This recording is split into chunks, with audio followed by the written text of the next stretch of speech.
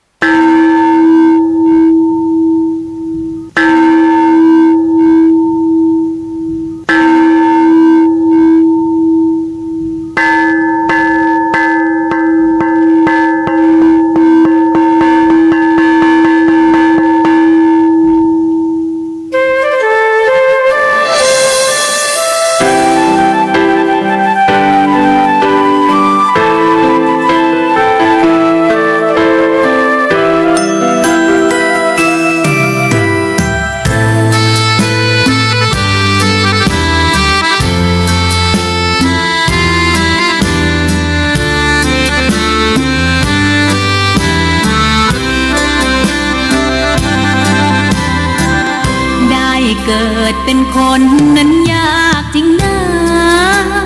เพราะพุทธศาสนายิ่งแสนยากเย็นคนไทยโชคดีที่สุดแล้วมีแก้วสามดวงงามเด่นมีวัดซึ่งเป็นนาบุญยิ่งใหญ่มีศาสนาพุทธประจำชาติไทยอยากหล่ออยากสวยเราต้องรักษาศีลอยากมีอันจะกินต้องหมั่นทำบุญทำทานเอาไว้เข้าวัดสวดมนต์ฝึกฝนสติให้ว่องไวรีบทำตอนที่เราทำเองได้อย่ารอจนตายถึงเข้าวัดว่าเข้าวัดจำเป็นจะได้เห็นแต่น้ำใจเข้าวัดยามตาจะได้เห็นแต่น้ำตาก่อนจะสายเกินขอเชิญมาใช้ชีวิตให้คุ้มค่าเจริญทานศีลภาวนาสั่งสมบารมีไว้ทำบุญตอนที่ยังมีชีวิตย่อมดีกว่ารอเขาอุทิศบุญให้อย่ามัวหลงเพลินเดินห่างวัดตัวอย่างชัดๆมีมากมายเข้าวัดตอนตายสายเกินแก้กรรม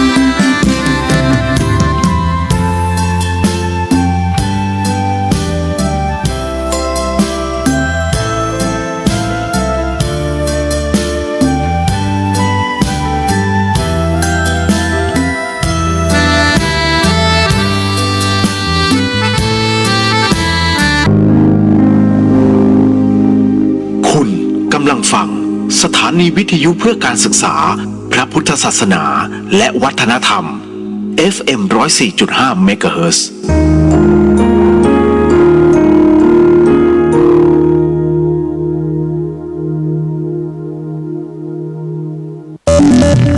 คุณกำลังฟังสถานีวิทยุเพื่อการศึกษาพระพุทธศาสนาและวัฒนธรรม FM 104.5 เมกะเฮิรตซ์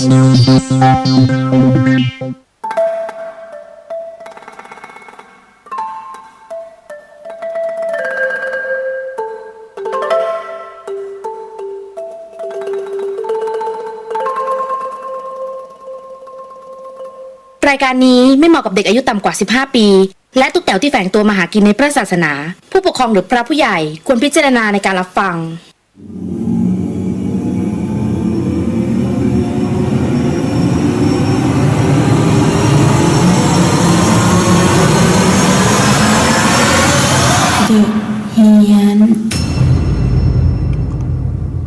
มาแล้วฮะ The Hien ครับ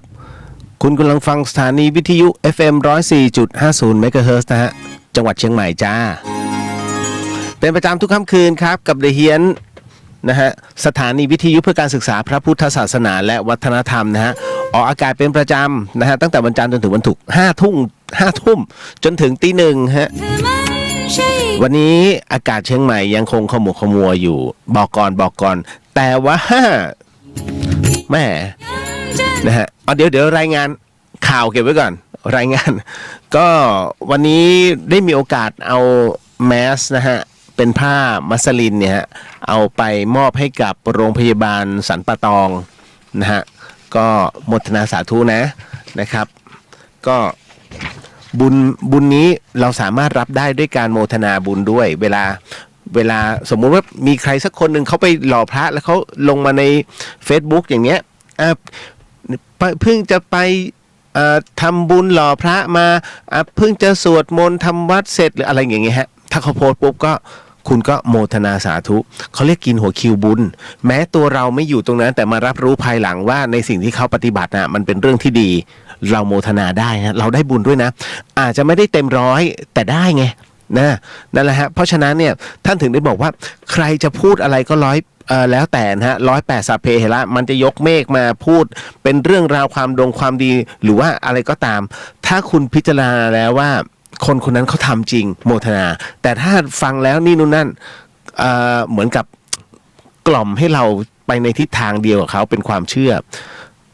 พระพุทธองค์บอกว่าให้ใช้หลักกาลามสูตรเมื่อพิจารณาแล้วเห็นสิ่งนั้นถ้าพิจารณาแล้วว่าดีไม่มีอะไรเสียหายเราก็โมทนาได้มันคือความดีแต่ถ้าพิจารณาแล้วเนี่ยดูแล้วมันดูแปลกๆนะฮะอย่างกฎหมายบางข้อบางคนบอกว่าดีแต่คุณฟังว่าแปลกๆคุณไม่ต้องไปโมทนาพระพุทธองค์ยังบอกเลยอย่าเชื่อในสิ่งที่เขาเล่าที่เขาเล่าว่าอย่าเชื่อในสิ่งที่ครูบาอาจารย์สอนกันมาอย่าเชื่อในสิ่งที่มีการจดบันทึกกันมานะฮะ10 ประการแต่ท่านให้เชื่อว่าอะไรก็ตามที่เราปฏิบัติแล้วนะฮะเป็นกุศล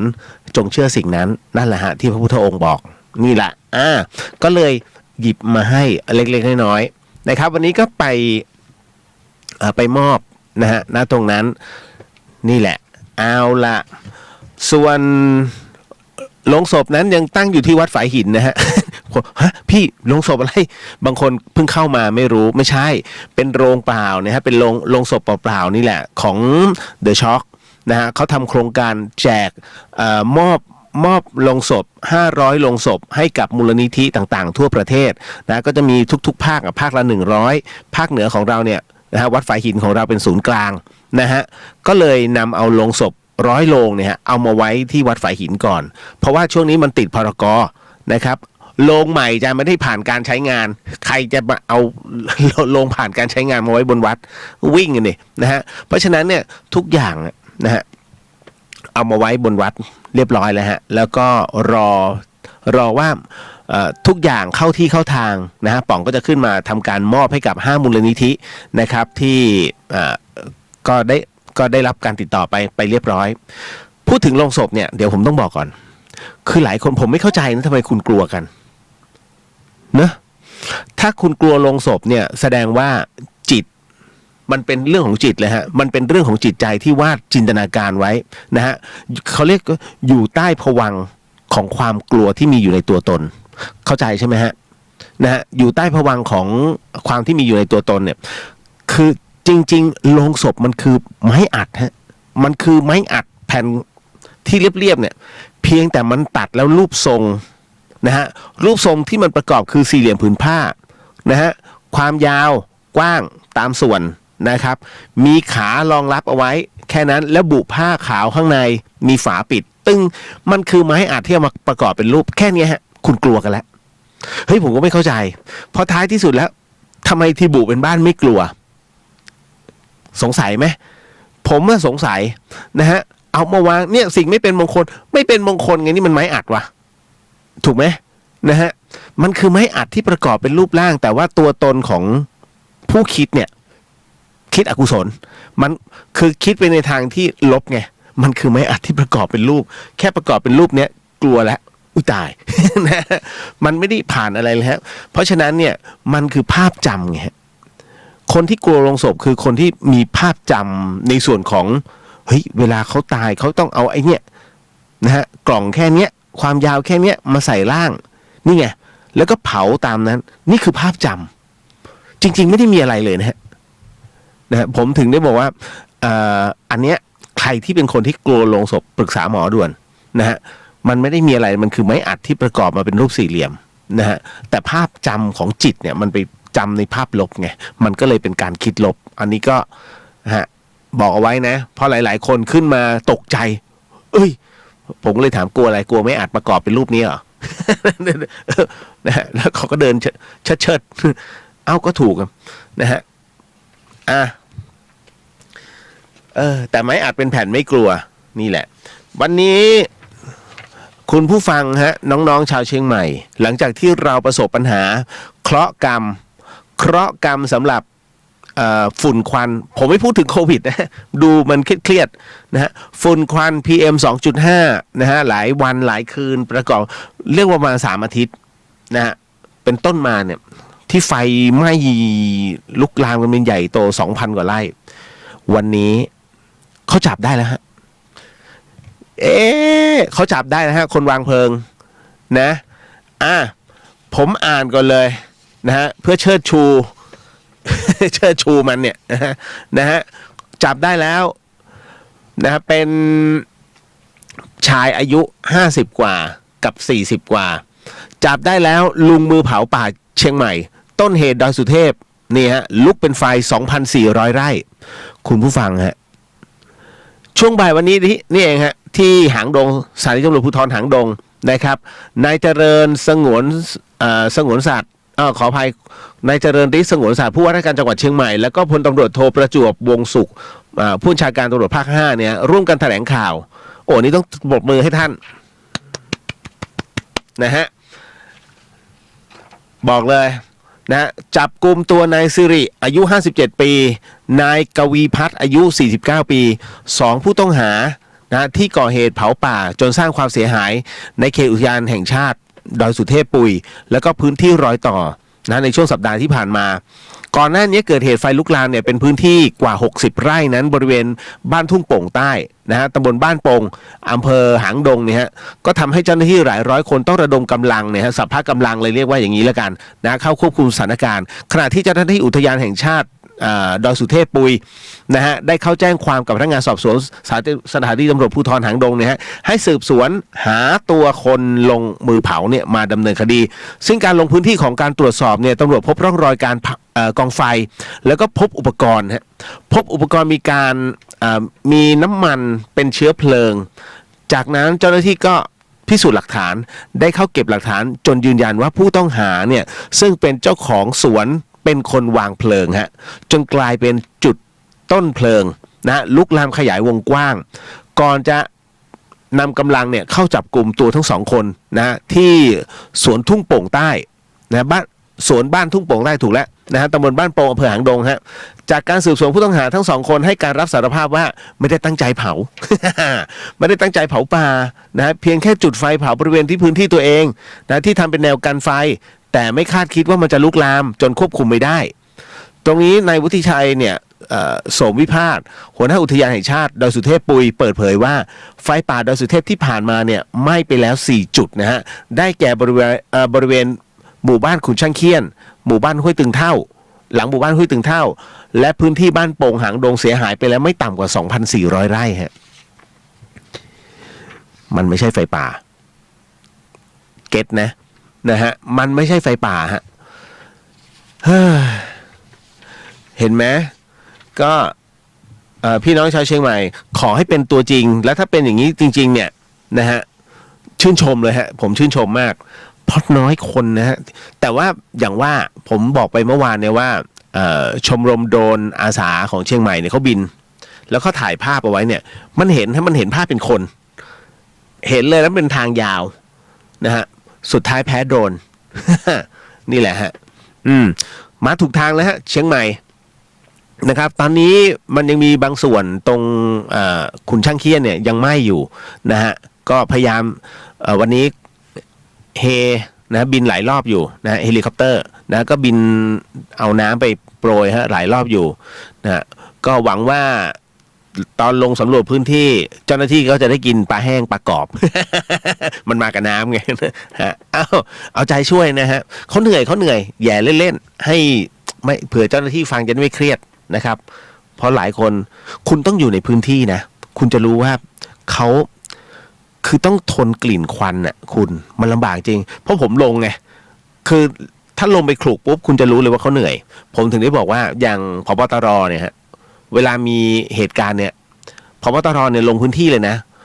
ลูกน้องลุยไหนกูลุยด้วยเขาจะได้รู้ฮะว่าอ๋อมันเหนื่อยอย่างนี้นะฮะแล้วคนนู้นมาว่าเนี่ยผบ.ตร.จึงออกรับได้นี่แหละฮะชื่นชมครับชื่นชมดีก็ต้องชมถูกไหมนะฮะถ้าไม่ดีก็ต้องด่านะฮะอย่างกระทรวงพาณิชย์อย่างเงี้ยนะฮะทั้งหมดทั้งมวลเนี่ย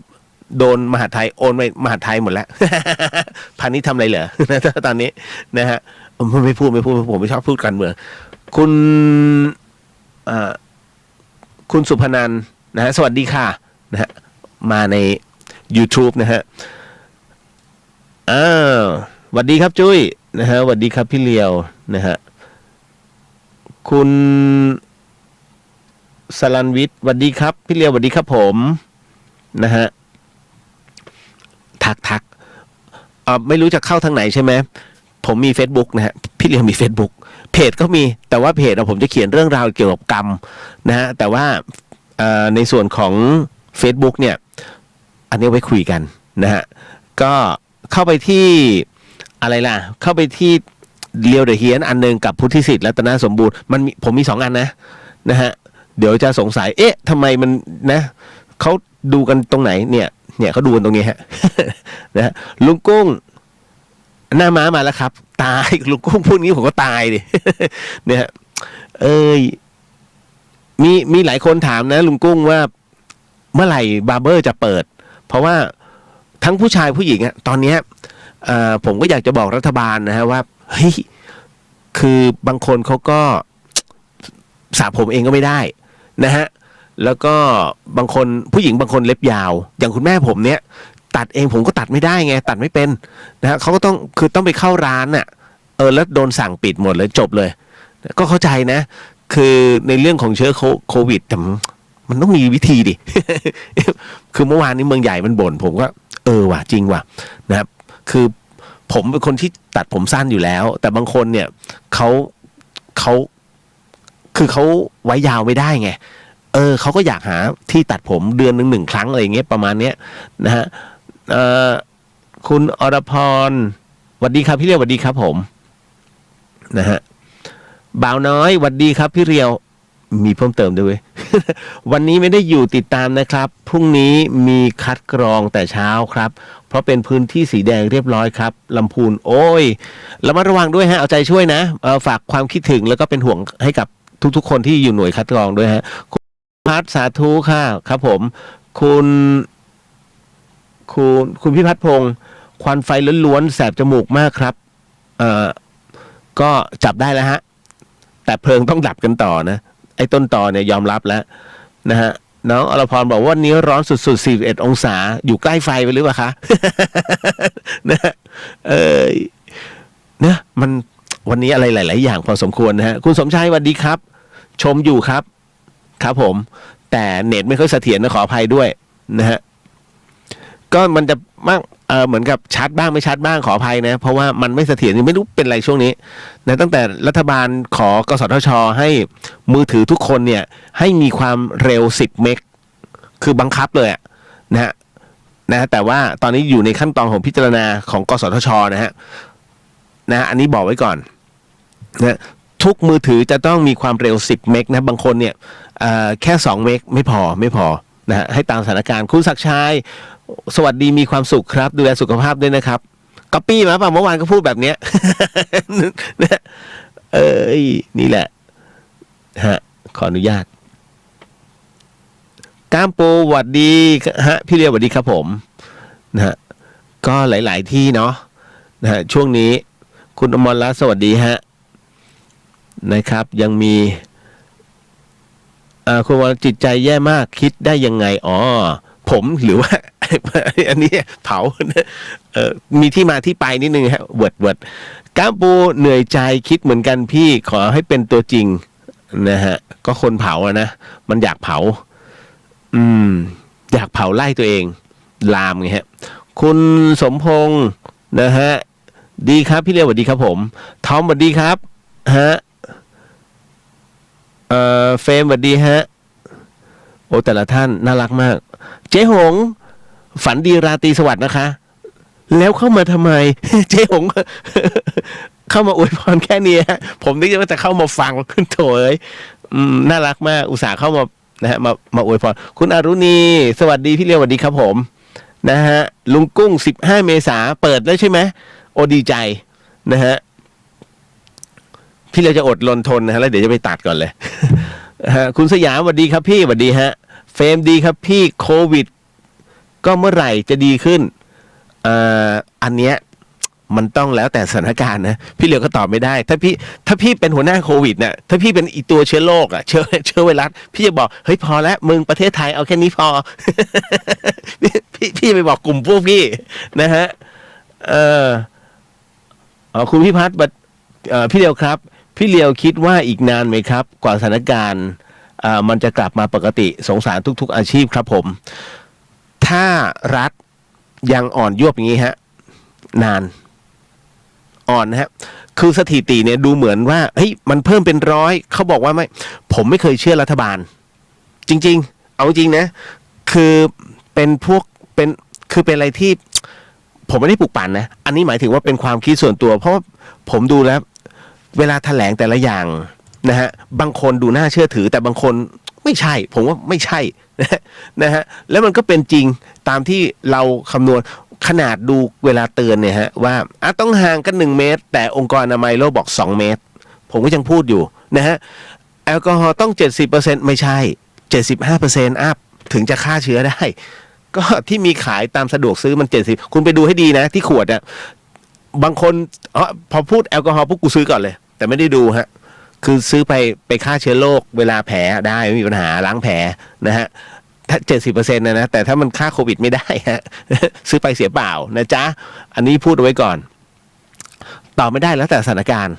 นะฮะน้องมิ้นสวัสดีค่ะนะฮะน่ารักมากน้องมิ้นฟังทุกคืนนะฮะพี่เลี้ยงมันจะพูดอะไรฟังทุกคืน น่ารักมากคุณศักดิ์ชัยสวัสดีมีความสุขครับสุขสดชื่นแจ่มใสนะครับเปลี่ยนก็ได้ครับพี่ นึกว่าก๊อปปี้มาแปะทุกคืน น่ารักมากไม่ได้หรอกพี่เลี้ยวสังเกต เพียงแต่ทักไม่ทักนะฮะก็เนี่ยถ้าทักมาผมก็แซวแต่ละคนมันดีนะฮะซีโต๊ดเรียวพูดเรื่องเรือยกพลขึ้นบกดีกว่าเรื่องผีนะเรื่องนี้หลอนจริงๆ อ๋อที่เขาบอกดิวปีที่แล้วก็มันเป็นเรื่องของเขาฮะเราทำอะไรไม่ได้มันเหมือนพูดไป2 ไพเบี้ยฮะนะครับเดี๋ยวรอผมเป็นนายกก่อนฮะ นายกสมาคมอะไรสักอย่างแล้วกันนะฮะคนเมืองไทยผมนอนห่างที่บ้าน4 เมตรครับกิฮะนอนห่างที่บ้าน4 เมตรอย่าไม่เชื่อถ่ายรูปมาเนี่ยนอนเตียงติดกันเลย โอ้ยนะครับคือมันเป็นอะไรที่หลายๆคนนะฮะก็มีความวิตกกังวลคุณอย่าไปเครียดเลยสังเกตเลยไหมอีโควิดเนี่ยคนติดเป็นหมื่นยาบ้าคนติดเป็นล้านแต่พอโควิดตอนนี้ตาย9ถูกไหมนะฮะตาย9ยาบ้าเป็นแล้วเนี่ยตายเป็นพันนะฮะแต่ไม่ค่อยจับ ไม่ค่อยจับรู้ค่อยจับแต่ไม่ไปต้นกำเนิดแต่พอโควิดเป็นปุ๊บต้องหาก่อนต้นกำเนิดอยู่ที่ไหนอะไรยังไงคุณสังเกตไหมมันแปลกนะฮะแล้วทุกคนพอเป็นโควิดปุ๊บประกาศสภาวะฉุกเฉินตึงนะฮะเคอร์ฟิวตึงแต่ยาบ้าไม่ประกาศ เนอะเป็นเรื่องที่แปลกมากนะฮะเพราะว่ายาบ้ามันคงไม่ติดคนต่อคนนะฮะแต่มันต้องอาศัยแบบซื้อขายคนต่อคนไงแต่อีโควิดเนี่ยแค่ไอปุ๊บสมมุตินะคุณไปอยู่เนี่ยกำลังคุยกันอยู่นะฮะ4-5 คนแล้วคุณลองไอ แค่นี้นะวงแตก เฮ้ยมึงเป็นอะไรหรือเปล่าเฮ้ยเป็นอะไรล่าสุดมันเป็นงั้นจริงฮะ นะฮะก็จะมีคือถึงกับชกต่อยกันเลยเพราะว่าไอในวงฮะ เฮ้ยคือมันกลายเป็นอย่างเงี้ยคือจะคุยกับใครก็ได้แต่มึงห้ามไอ จริงๆจริงๆมันเป็นเรื่องที่ตลกมากคุยได้แต่ห้ามไอถ้าไอปุ๊บสงสัยกันมึงเป็นโควิดเปล่า เป็นอย่างนี้ฮะแล้วตอนนี้มันก็มีอะไรมากมายเลยทีเดียวคุณผู้ฟังล่าสุดอากรรมฟังไว้เนอะแม่ฮ่องสอนฮะนะฮะด่วนที่สุดแม่ฮ่องสอนประกาศเคอร์ฟิวนะครับคุณผู้ฟังอันนี้ถือว่าถามว่าเป็นเรื่องที่ดีไหมดีไหมดีนะแม่ฮ่องสอนประกาศเคอร์ฟิวห้ามทุกคนออกจากที่พัก4 ทุ่มจนถึงตี 4เริ่ม1 เมษาก็คือวันพรุ่งนี้เป็นต้นไปนะฮะคุณสุวพงศ์กิติพัฒน์พิบูลผู้ว่าราชการจังหวัดแม่ฮ่องสอนฮะออกหนังสือด่วนเลยนะฮะส่งถึงผู้บริหารหน่วยงานต่างๆฮะ1ห้ามให้ประชาชนเข้าออกพื้นที่จังหวัดแม่ฮ่องสอนในเวลา 24 นาฬิกาถึงตี 4นะของวันรุ่งขึ้น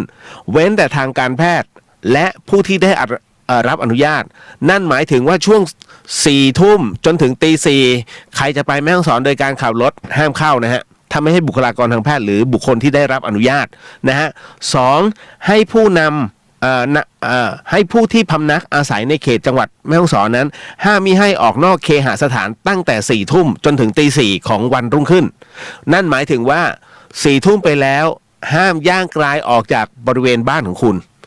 นะฮะถ้าย่างกรายออกมาเสร็จปุ๊บนั่นหมายถึงว่าคุณย่างกรายฮะครับนะฮะใครไปจับเรา 4 ทุ่ม ถ้าเขาตรวจเจอก็โดนจับดิย่างกายคือย่างกายคือออกมาแล้วมันก็กลับเข้าไปแค่นั้นเองนะฮะ3ห้ามคนที่ไม่มีสัญชาติไทยเข้าพื้นที่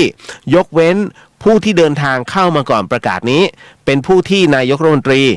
ให้การยกเว้นเป็นบุคคลในคณะทูตผู้ที่มีสัญชาติไทยเดินทางมาจากกรุงเทพและจังหวัดในปริมณฑลหรือจังหวัดที่เสี่ยงในรายงานให้รายงานตัวกับอสม.หรือผู้นำหมู่บ้านในพื้นที่ทุกรายเพื่อกักตัว14 วันนับจากวันที่รายงานตัวให้ผู้ประกอบการโรงแรมที่พักต่างๆคัดกรองไข้ก่อนทุกครั้ง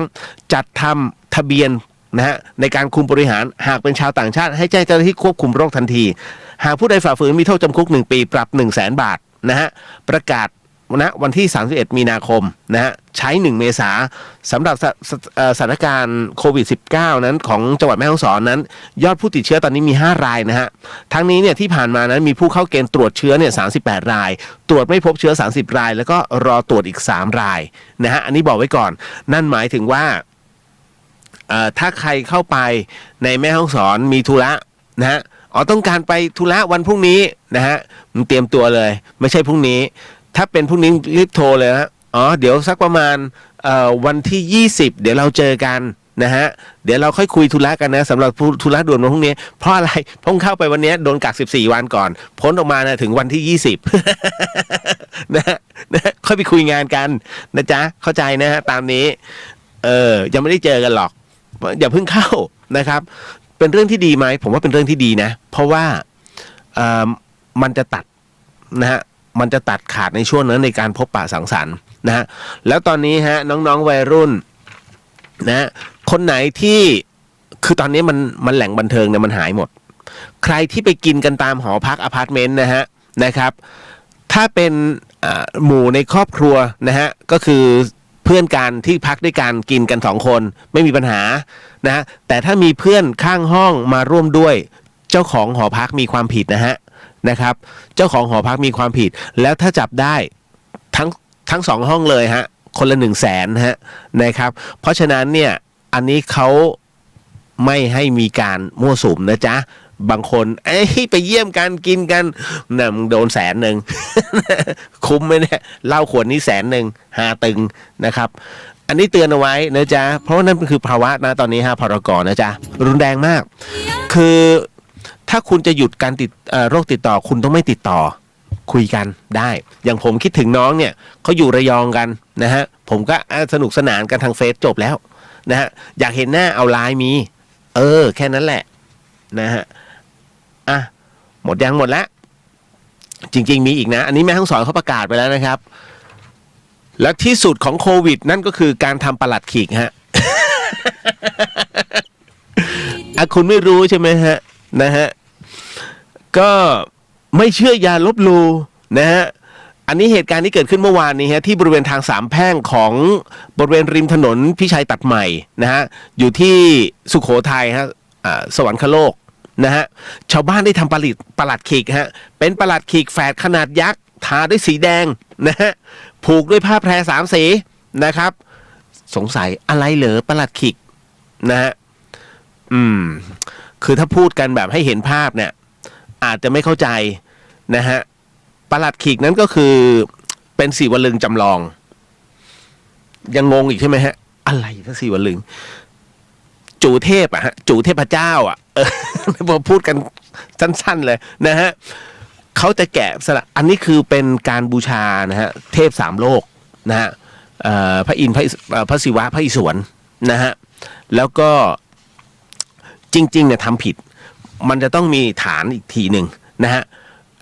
นี่คือมันเป็นของขอมโบราณเป็นของขอมโบราณตั้งแต่สมัยพราหมณ์เข้ามานะฮะพราหมณ์ขอมในประมาณเนี้ยนะฮะแล้วเวลาเขาจะต้องบูชาประหลัดขีกกันเนี่ยจริงๆแล้วเขาต้องราดด้วยนมเท่านั้น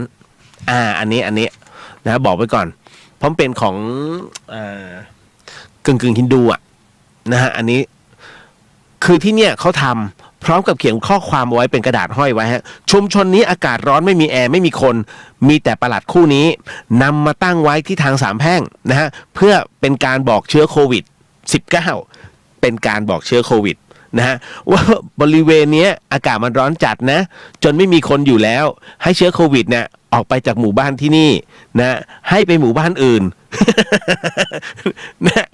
ซึ่งก็สร้างความประหลาดใจกับชาวบ้านที่ผ่านไปผ่านมาแล้วก็มีเสียงพูดนะเป็นเสียงเดียวกันไม่เชื่ออย่าลบหลู่นะฮะลุงแจ้ชาวบ้านในชุมชนก็เล่าว่าโอ้ตั้งแต่สมัยโบราณเนี่ยชาวบ้านเขาก็เชื่อว่า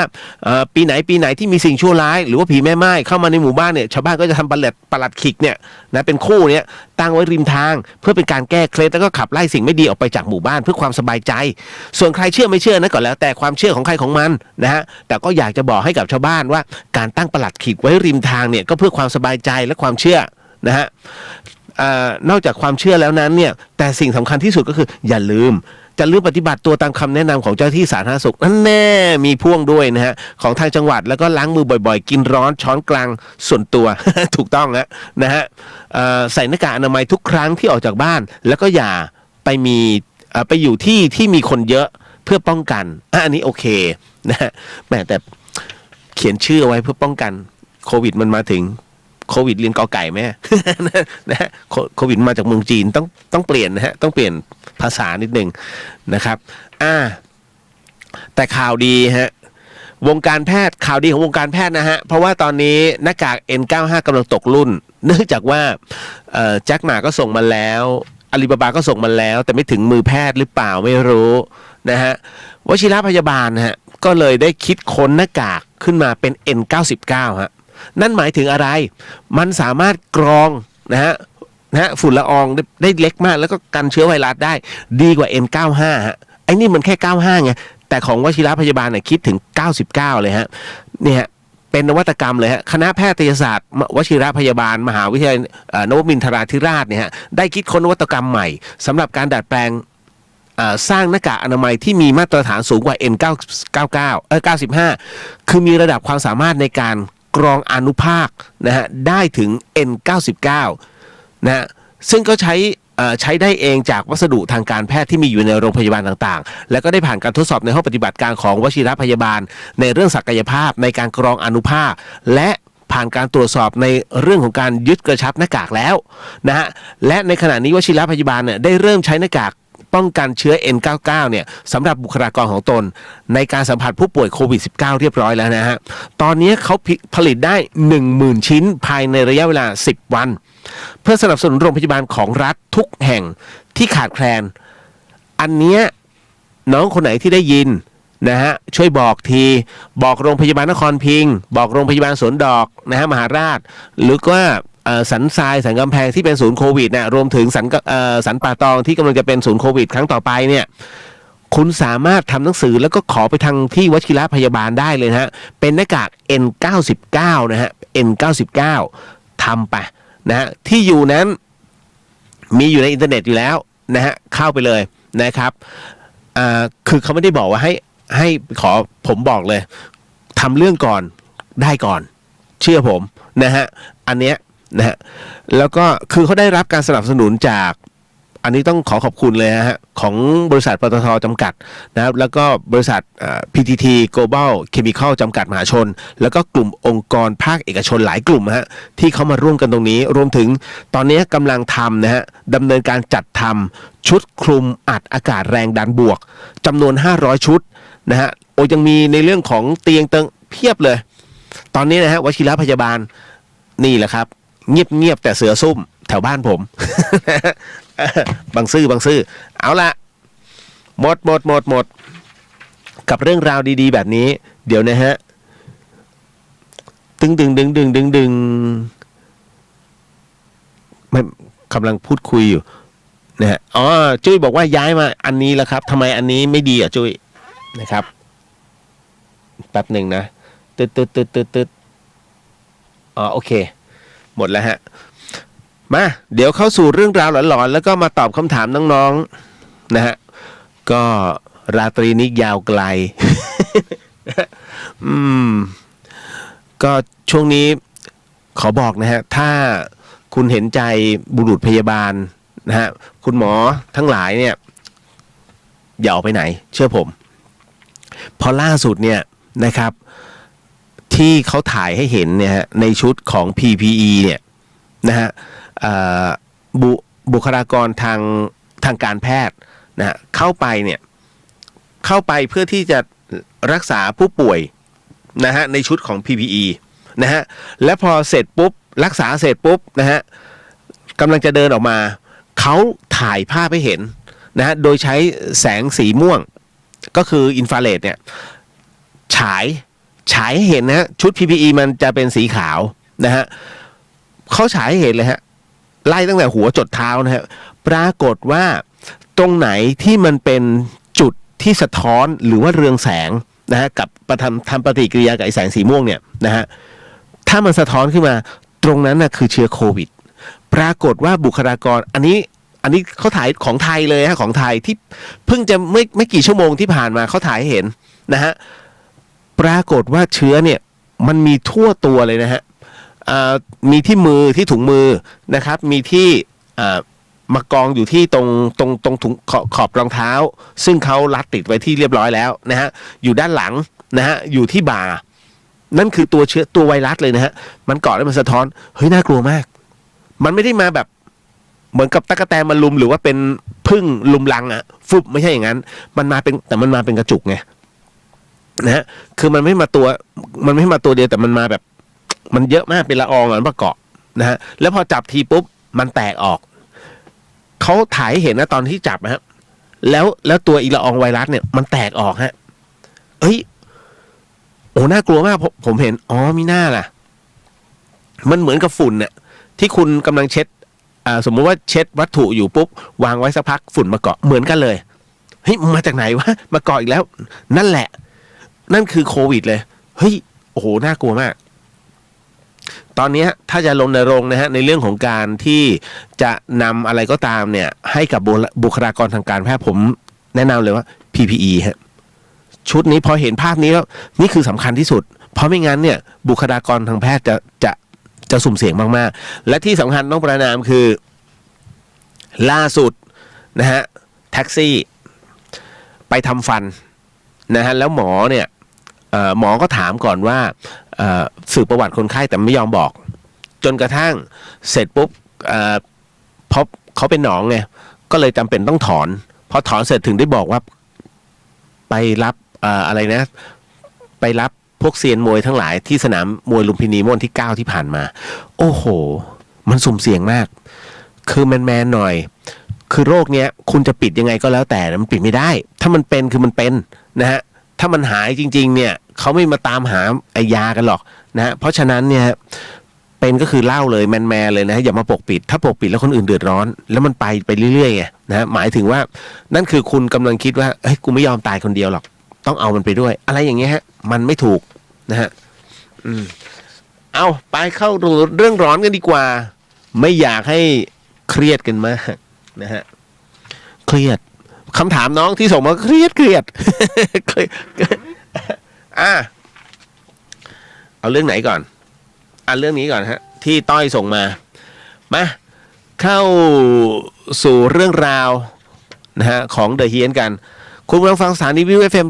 104.50 เมกะเฮิรตซ์จังหวัดเชียงใหม่นะจ๊ะนี่คือเดอะเฮียนฮะนะครับรายการที่ไม่ใช่ผี นับวันจะเป็นปัญหาชีวิตไปทุกทีแล้วไปเข้าสู่เรื่องราวหลอนประจำค่ำคืนนี้เรื่องแรกกันเกินไป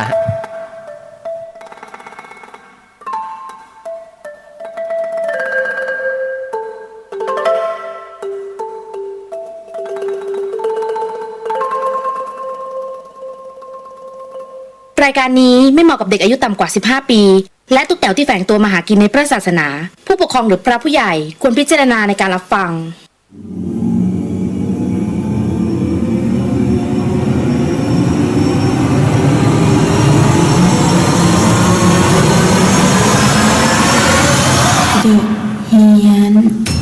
เข้าสู่ในช่วงเดอะเฮียนกับเฮียนสยอง2เรื่องในค่ำคืนนี้นะฮะสนับสนุนโดยนาอีสแชมพูที่ลดการหลุดร่วงของเส้นผมนะจ๊ะมาเข้าสู่เรื่องราวเรื่องแรกดีกว่าดีไหมคุณผู้ฟังครับสิ่งที่พี่เลวกำลังจะเล่าให้คุณผู้ฟังได้ยินได้ฟังเรื่องราวต่อไปนี้นั้นอย่าเชื่อฮะให้ฟังหูไว้หูแล้วก็ใช้วิจารณญาณทุกครั้งในการรับฟังเรื่องราวประเภทนี้นะครับข้อสำคัญให้คุณผู้ฟังได้ฟังเป็นนิยายฮะเพราะว่าเรื่องที่ผมกำลังจะเล่าต่อไปนี้เนี่ยส่งมาโดยคุณต้อยนะฮะคุณต้อยนะฮะและเรื่องราวที่คุณต้อยส่งมาให้ผมเป็นผู้ถ่ายทอดให้กับคุณผู้ฟังได้รับฟังนั้นเขาเล่าว่า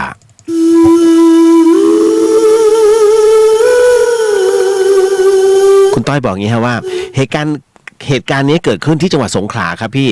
นะฮะต้อยเขาบอกว่าคือต้องบอกก่อนเรื่องราวนี้เกิดขึ้นในเย็นวันหนึ่งฮะคือเย็นวันนั้นเนี่ยผมกำลังขี่รถกลับจากทำงานฮะ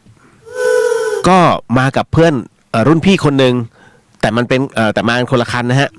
ตอนนั้นเนี่ยเวลาประมาณ5:30ตอนเย็นนะฮะรุ่นพี่ของผมเนี่ยเขาก็บอกว่าเฮ้ยต้อยพี่ยังไม่อยากกลับบ้านเลยว่ะขอไปนั่งเล่นบ้านต้อยก่อนได้ไหมผมก็ตกลงนะฮะไม่มีปัญหานะฮะผมพูดเสียงใต้ไม่ได้ด้วยไม่มีปัญหามันคงไม่ได้นะฮะจากนั้นผมก็พาพี่เขาเนี่ยไปนั่งเล่นบ้านผมนะฮะแล้วผมก็ชวนพี่เขาเนี่ยกินเหล้าไปด้วยเรา2คนเนี่ยกินเหล้ากันจนถึง5 ทุ่มครับพี่สักพักหนึ่งรุ่นพี่ผมก็บอกว่านี่มันดึกแล้วเนี่ยพี่ว่าพี่กลับบ้านก่อนดีกว่าผมก็เห็นว่าพี่เขาเริ่มจะเมามากแล้วก็เลยบอกพี่เขาไปว่าพี่ครับนี่มันก็ดึกมากแล้วนะฮะแถมพี่ก็เมามากด้วยผมว่าพี่นอนบ้านผมก่อนดีกว่าไหมแต่ปรากฏว่าพี่เขาปฏิเสธครับพี่เหลียวส่วนผมก็ด้วยความเป็นห่วงเนี่ยก็เอางี้แล้วก็บอกว่าคือถ้าพี่ไม่นอนเนี่ยเดี๋ยวผมขี่รถไปส่งพี่ที่บ้านก็แล้วกันรถพี่ก็จอดไว้ที่บ้านผมก่อนแล้วพรุ่งนี้พี่ค่อยมาเอานะฮะพี่เขาตอบอย่างเบาๆว่าโอเคน้องรักตามนั้นผมเก็บข้าวของนะฮะต้อยบอกว่าผมก็เก็บข้าวของเข้าครัวเสร็จปุ๊บแล้วก็ขี่รถนะฮะขี่รถผมเนี่ยพารุ่นพี่เขาไปส่งที่บ้านระหว่างที่ขี่รถอยู่นั้นพี่เขาก็แนะนำให้ไปทางลัดครับพี่เลียวเพราะถ้าไปทางถนนใหญ่เนี่ยจะค่อนข้างจะไกลผมก็ขี่ไปตามที่พี่เขาบอกแต่เส้นทางลัดเนี่ยมันเปลี่ยวมากไม่มีบ้านคนแถมไม่ค่อยที่จะมีไฟอีกด้วยผมก็ขี่รถไปแบบไม่ได้คิดอะไรนะแล้วพอถึงบ้านพี่เขาเนี่ยร่ำรากันเสร็จก่อนผมจะกลับน่ะพี่เขาก็บอกว่าต้อยเวลากลับอย่ากลับทางเดิมนะเว้ยให้กลับทางถนนใหญ่เพราะทางเดิมมันอันตรายนะฮะแล้วพี่เขาก็พูดคำแปลกๆออกมาโชคดีนะระหว่างทางโค้งเขาบอกงี้โชคดีนะระวังทางโค้งด้วยล่ะผมงงมากพี่เหลียวนะแต่ก็ไม่ได้คิดอะไรนะคิดว่าพี่เขาคงจะเมามากแหละต้อยเขาก็บอกงี้ว่าผมขี่รถออกจากบ้านพี่เขานะฮะพอมาถึงเนี่ยในระหว่างทางกลับเนี่ยทางมันเปลี่ยวมากพี่เหลียวเปลี่ยวมากครับกว่าจะไปถึงถนนใหญ่เนี่ยผมก็ต้องเลี้ยวโค้งนะโค้งซ้ายทีขวาทีก็มีประมาณ 5-6 โค้ง พอถึงโค้งที่6เห็นจะได้พี่ซึ่งมันเป็นโค้งสุดท้ายหากพ้นโค้งนี้ไปเนี่ยมันเป็นถนนใหญ่แล้วช่วงที่ผมเลี้ยวเท่านั้นแหละฮะปรากฏว่าไฟหน้ารถของผมเนี่ยก็ไปส่องโดนหน้านะฮะส่องโดนคนเข้ามันเป็นเงาของคนที่กำลังโบกมืออยู่เหมือนกับจะให้ผมรับเขาไปด้วยแต่ผมก็ไม่แน่ใจว่าใช่คนหรือเปล่าหรือว่าตาผมฝาดไปเพราะในช่วงเวลากลางคืนแบบนี้ในที่แบบนี้ไม่น่าจะมีใครมาเดินผมก็ขี่รถช้าลงแล้วก็ตัดสินใจหันหลังไปดูแต่ปรากฏว่าไม่มีใครครับผมก็แปลกใจนะพี่เลียวก็เลยตัดสินใจขี่รถย้อนกลับไปดูอีกทีหนึ่งแต่ก็ไม่เจอไม่มีอะไรฮะเลยขี่รถออกไปคราวนี้ออกถึงถนนใหญ่จนกระทั่งกลับบ้านฮะในระหว่างที่ขี่รถกลับนี่เองปรากฏว่าผมก็หันไปมองกระจกหลังและสิ่งที่เห็นในกระจกก็ต้องตกใจสุดขีดนั่นก็เพราะว่าผมเห็นผู้ชายคนหนึ่งฮะอายุมากแล้วนั่งซ้อนท้ายรถผมอยู่เป็นคนแก่นี่แหละฮะแถมเขาก็กำลังจ้องตาผมผ่านกระจกอยู่ด้วยเช่นกันฮะแววตาเขาดูเศร้ามากๆผมทำอะไรไม่ถูกตัวแข็งไม่หมดสุดท้ายผมต้องบอกเลยว่าสุดท้ายเนี่ยรถล้มจนผมหมดสติไปตื่นมาอีกทีก็เช้าของอีกวันแล้วฮะผมนอนอยู่ในห้องนอนของตัวเองทีแรกผมก็นึกว่าฝันไปหรือเปล่าแต่พอลุกขึ้นจากที่นอนตามตัวของผมนั้นมีแผลเต็มตัวไปหมดเลยผมเดินไปถามแม่ว่าเกิดอะไรขึ้นแม่ก็บอกว่ามีคนเจอผมเนี่ยนอนรถล้มหมดสติอยู่เลยโทรมาหาแม่ผมก็เลยรีบขี่รถไปบ้านรุ่นพี่ทันทีและก็เล่าเรื่องนี้ให้พี่เขาฟังพี่เขาก็บอกว่ามันเป็นเรื่องธรรมดาต้อยคนแถวบ้านพี่เนี่ยที่เขาขี่รถหรือว่าขับรถผ่านไปผ่านมาเขาโดนกันหมดแล้วลุงที่แกเจอชื่อว่าลุงแดงเนี่ยเป็นช่างก่อสร้างกำลังทำก่อสร้างอยู่ดีๆแกก็เป็นลมตกลงมาจากชั้น4ตายเมียแกก็น่าสงสารต้องอยู่คนเดียวงานก็ไม่มีแล้วเมื่อวานเนี่ยเป็นวันครบรอบ100วันของลุงนะของลุงแดงที่แกเสียสงสัยลุงแกคงจะคอยโบกรถนะให้พาแกกลับบ้านแน่ๆผมฟังรุ่นพี่เล่าจบพี่เลียวผมว่าขนลุกเลยนะลุกแบบเรียกว่าไม่ยอมล้มพักใหญ่เลยนะแล้วตั้งแต่วันนั้นเป็นต้นมาผมก็ไม่กล้าผ่านไปเส้นทางนั้นอีกเลยฮะนะฮะอันนี้ต้อยฮะน้องต้อยส่งมาจบไป1เรื่องราวฮะน้องต้อยคือเรื่องราวแบบเนี้ยเจอกันเยอะนะฮะโดยเฉพาะอย่างยิ่งเนี่ยไอ้ประเภทผ่านพวกสุสานน่ะเจอกันเยอะ นะฮะหมดไปมาเข้าสู่เรื่องราวคำถามมั่งเปลี่ยนก่อนเปลี่ยนเพลงกันนะเพราะคำถามวันนี้เพลงไม่เปลี่ยนเว้ยนะฮะคือคำถามวันนี้มันเป็นอะไรที่ไม่เกี่ยวไม่ค่อยจะมีเรื่องผีๆนะฮะอาจจะมีบ้างมั้ง เอาคนแรกก่อนเลยฮะนะครับไอ้น้องนี่น้องคนนี้มาบ่อยมากออมฮะน้องออมจากข่าวบอกพี่เลียวจากข่าวพระไม่รับเผาศพหรือทำพิธีศพคนที่เป็นโควิดหรือทำพิธีศพในช่วงนี้เพราะท่านกลัวตรงนี้พระท่านจะผิดไหมคะ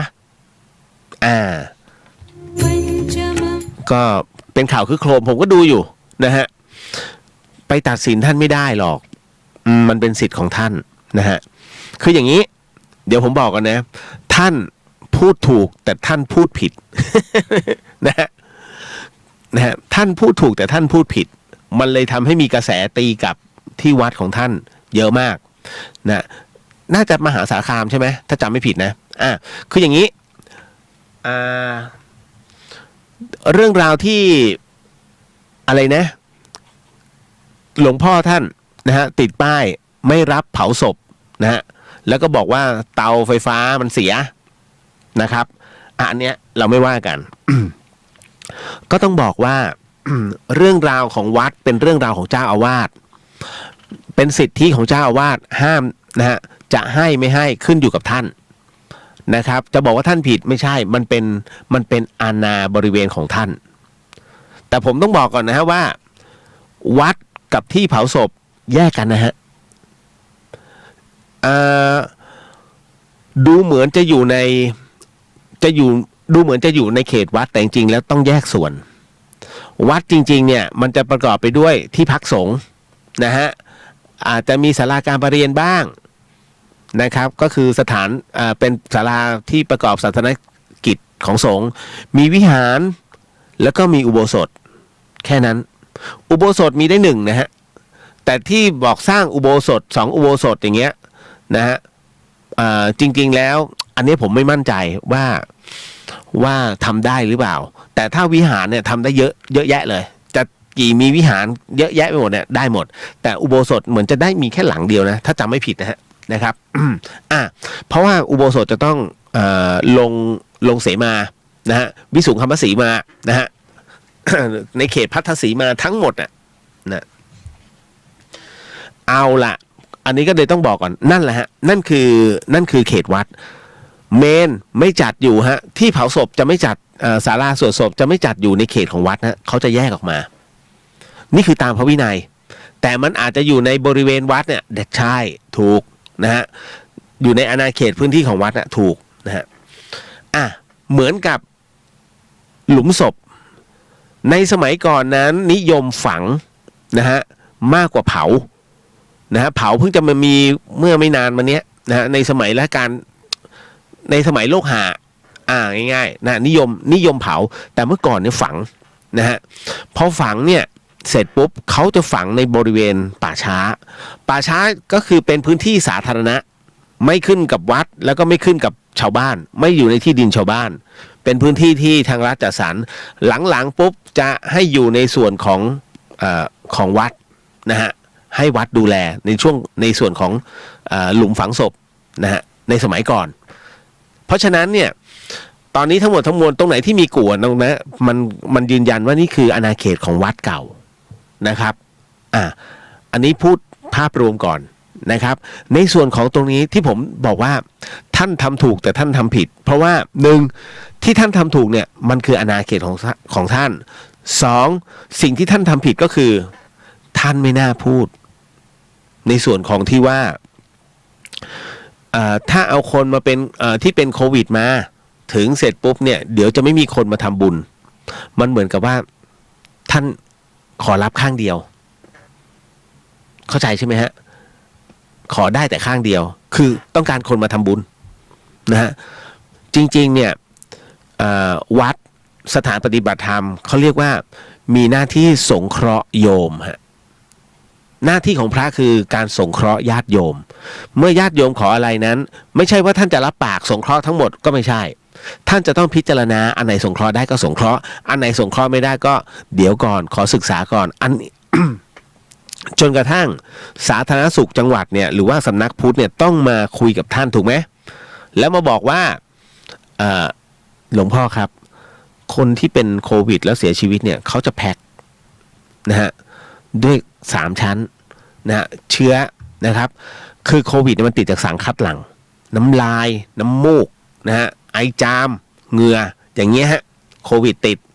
นะครับเพราะฉะนั้นเนี่ยศพเนี่ยไม่มีสารคัดหลั่งมันไม่ติดอยู่แล้วนะฮะแล้วเผาด้วยอุณหภูมิที่สูงโควิดเนี่ยจะตายก็อย่างที่บอกฮะเท่าไหร่นะ65ใช่ไหม60เนี่ย65องศามันก็ไปแล้ว65องศา75องศาเนี่ยนะฮะไปแล้วนะโควิดเพราะฉะนั้นอันเนี้ยเขาถึงได้บอกกินเนี่ยให้กินร้อนกินร้อนช้อนกลางเพราะมันฆ่าเชื้อนี่แหละเพราะฉะนั้นเชื้อมันไปแล้วฮะไม่ต้องมากลัวฟุ้งมันไม่มีหรอกตรงนั้นไม่งั้นตายทั่วโลก อเมริกาตายเป็นพันนะมันใส่คอนเทนเนอร์แต่ไม่พูดแค่นั้นแหละวันนี้น่าจะ 2,000 ตายทีเดียวเลยนะฮะโอ้โหยังจะเจ๋งกันอยู่ไหมฮะน้องๆคนไหนไม่กลัวหรอกโควิดเนี่ยมหาอำนาจยังเป็นเลยนะฮะตอนนี้นะล่วงเป็นใบไม้เลยฮะ คุณจะเป็นส่วนหนึ่งที่จะรับชะตากรรมตรงนั้นก็ไม่มีใครว่านะฮะซนกันไปแต่อย่าไปแพร่คนเขาต่อก็พอนะฮะเอาละต่อมาน้องออมเข้าใจนะครับไม่ผิดหรอกครับมันเป็นเรื่องของท่านที่ท่านตัดสินใจได้นะครับเพียงแต่อย่างที่ผมบอกท่านทำถูกกับท่านทำผิดนะฮะต่อมาน้องวิพี่เรียวหากทุกคนพูดโกหกกันหมดน้องเขาถามว่าพี่เรียวหากทุกคนพูดโกหกกันหมดเราจะมีกรรมแบบไหนคะแล้วเราจะได้รับกรรมเมื่อไหร่คะขอบคุณมากค่ะหากทุกคนนะฮะหากทุกคนพูดโกหกกันหมดนะฮะเราจะมีกรรมแบบไหนเราจะมีกรรมฮะถ้าทุกคนพูดโกหกกันหมดหมายถึงว่าหลอกลวงซึ่งกันและกันความจริงจะไม่ปรากฏขึ้นหายนะจะเกิดขึ้นกับสังคมทันทีนะฮะทำไมไม่รู้อันไหนเรื่องจริงเรื่องปลอมนะฮะอย่างพวกเนี้ยนะฮะเป็นวันโกหกผมไม่รู้ว่าใครเป็นคนตั้งนะครับมันค่อนข้างอันตรายคือสมมุติอย่างถ้าน้องบอกว่าไปเจอคนหนึ่งที่กำลังป่วยอยู่แล้วน้องบอกฉันเป็นหมอนะฮะเนี่ยขอฉันตรวจหน่อยนะเที่ยวแหกหูแหกตาของเขาเอาสนุกสนานเขาว่านะฮะแล้วก็เสร็จปุ๊บไม่เป็นไรหรอกแล้วก็ไปคนก็เรียกตามคุณหมอแล้วน้องก็หันกลับมาบอกว่าหนูไม่ได้เป็นหมอแล้วค่ะหนูมาสนุกสนาน มันเสียความรู้สึกไงคนที่ให้ตรวจแล้วเขาจะรู้สึกว่ามันเสียความรู้สึกนะครับคือเล่นได้แต่มันไม่ใช่นะบางคนโกหกว่าตัวเองภูมิฐานโกหกว่าตัวเองแบบผมเป็นตำรวจนะครับนี่นั่นแต่พอเขาสืบจริงไม่ใช่เห็นไหมแล้วสุดท้ายจ่อยมันนี่อะไรดีฮะควรจะพูดความจริงซึ่งกันและกันนะครับทำอะไรอยู่เป็นอะไรอยู่ถ้าคุณพูดความจริงนะจะจบเลยก็เหมือนกับเนี่ยที่ผมบอกว่าเวลาแถลงพาณิชย์เอาง่ายๆพาณิชย์เลยกระทรวงพาณิชย์ไม่มีไข่ขึ้นราคาตรวจไม่พบเห็นไหมหนึ่งนะอันที่สองแมสไม่ตรวจพบว่าตรวจไม่พบว่ามีขาดแคลนจำได้ไหมผมยังแคปภาพข่าวอยู่เลยอันที่สามหวยเกินราคาขายเกินราคาหาไม่พบ3เห็นไหมเยอะแยะไปหมด ที่พูดโกหกฮะคือมันทำให้รู้ว่าไม่ทำงานแล้วรู้ไม่จริงทำไมชาวบ้านเขารู้กันทั่วบ้านทั่วเมืองไม่รู้ นะฮะนั่นคือสิ่งที่มันทำให้รู้สึกว่าต่อไปพูดอะไรออกมาเนี่ยไม่เชื่อคนไม่เชื่อนะฮะก็เหมือนกับแรกๆของกระทรวงสาธารณสุขที่บอกว่าเรื่องของหน้ากากมันพออยู่แล้วนะฮะแต่มันไม่พอไงหมอก็พูดยังไงก็คือไม่พอแอลกอฮอล์ไม่ต้องกักตุนกันเรามีทั่วถึงสุดท้ายขาดตลาดนะฮะเห็นไหมนั่นคือสิ่งที่พอพูดไม่จริงขึ้นมา1ครั้งต่อไปไม่มีใครเชื่อฮะเพราะฉะนั้นเนี่ยถึงได้บอกว่าสัจจะวาจาเป็นเรื่องสำคัญที่สุดพระพุทธองค์บอกเลยนี่คือกรรมที่จะต้องรับร่วมกันนั่นคือตัวจิตเสียความรู้สึกนี่คือกรรมแล้วนะฮะและอีกอันหนึ่งคนที่โกหกอยู่ไม่ใช่ว่าสบายใจนะนอนไม่หลับเพราะไม่รู้ว่าครั้งที่2กูจะพูดเหมือนครั้งที่1หรือเปล่าแล้วมันจะโกหกไปเรื่อยๆ นะสุดท้ายจับได้จ่อยอีกนี่ไงนี่คือผลแห่งกรรมนี่คือแต่ถ้านะฮะการโกหกของน้องมีผลกับชีวิตคน1คนซึ่งถึงกับฆ่าตัวตายอันนี้กรรมมันเข้าสู่อีกเรื่องแล้วนอกจากมีผลทางกฎหมายในโลกนี้แล้วเนี่ยตายปุ๊บรับกรรมด้วยนะนั่นคือคุณกำลังทำให้ชีวิตคนหนึ่งพังผมยกตัวอย่างเช่นหมอดูผมมีน้องคนหนึ่งเนี่ย ในเฟซชีวิตพังเพราะหมอดูบอกว่าให้ไปทำบุญแก้นู่นแก้นี่มานะฮะแล้วก็เหมือนกับต้องซื้อรถแล้วซื้อจริงๆนะซื้อรถให้หมอดูเป็นเงินก้อนสุดท้ายของเธอสุดท้ายหมดตัวเพราะหมอดูนะฮะทุกวันนี้ยังเขียนในเฟซเลยชีวิตหนูไม่น่าโง่เลยนี่นู่นนั่นนี่นะทวงก็ไม่คืนจนจะฆ่าตัวตาย นะผมก็ไปให้กำลังใจน้องเขาบางเป็นครั้งเป็นคราวพูดมากเดี๋ยวหาว่าไปจีบก็เลยไม่เอาอะไรมากมายผมก็เลยบอกว่าคิดดีๆแล้วกันประมาณนี้ฮะนะฮะนั่นคือไอเนี่ยอีกหน่อยตายไม่ดี หมอดูคนนี้ตายไม่ดีเพราะอะไรเพราะว่าตัวกรรมที่เขาทำไว้กับชีวิตคนคนหนึ่งเนี่ยมันพังคือมันเหมือนกับว่าคือหมอดูเนี่ยมันเหมือนกับพวกนักจัดอีเวนต์จัดดีเสมอตัวนะแต่ถ้างานเสียเมื่อไหร่โดนด่าเหมือนกันนะฮะหมอดูเหมือนกันถ้าชีวิตเขาโอเคประสบสุขไปเรื่อยๆเนี่ยถือว่าเสมอตัวแต่ถ้าทำให้ชีวิตเขาดิ่งลงเนี่ยจนถึงขนาดฆ่าตัวตายหมอดูซวยนะเนี่ยฮะยกตัวอย่างให้เห็นเพราะฉะนั้นพูดตรงๆนะฮะเอาเท่าที่รู้คือหมอดูบางคนรู้ไม่ละเอียดแต่พยายามจะรู้ให้ละเอียดแล้วมันเดาพอมันเดาเนี่ยชีวิตคนผันเลยนะเพราะเขาเชื่อจริงๆคือศาสตร์เนี้ยเราไม่เถียงอยู่แล้วเพราะผมก็รู้นะฮะคือเราไม่เถียงว่ามันมีมาตั้งแต่โบราณแต่ในขณะเดียวกันเอาพูดเท่าที่รู้บางคำถามที่เขาถามหนูจะชนะคดีไหมอ๋อตามดวงเนี่ยบอกว่ามันไม่บอกนะเอางี้เดี๋ยวจะไปทำพิธีกันหน่อยเสียเงินอีกแล้วถ้าพูดถึงทำพิธีปุ๊บมึงเสียเงินแน่ๆนะฮะก็พูดไปเลยนะฮะแค่นั้นแหละจบนะฮะเวลาใครจะไปดูนู่นดูนี่ถามกันก่อนเนอะนะฮะแค่นั้นแหละ นะนี่ถ้าตุ้นุกอยู่เนี่ยผมจะให้ตุ้นุกมานั่งเลยแล้วให้ตุ้นุกพูดถึงวิธีการเลยดูหมอยังไงตุ้นุกดูหมอแม่นนะทำเป็นเล่นไปแต่ท่านไม่อยากดูให้ใครมากนั่นแหละนิดนึงโฆษณาทีมงาน หลวงพี่แต่ช่วงนี้หลวงพี่เก็บตัว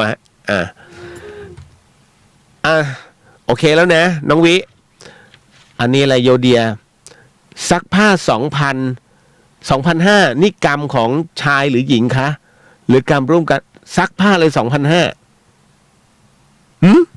เดี๋ยวซื้อเครื่องซักผ้าหรือว่าค่าซักผ้าอันเนี้ยต้องนิดนึง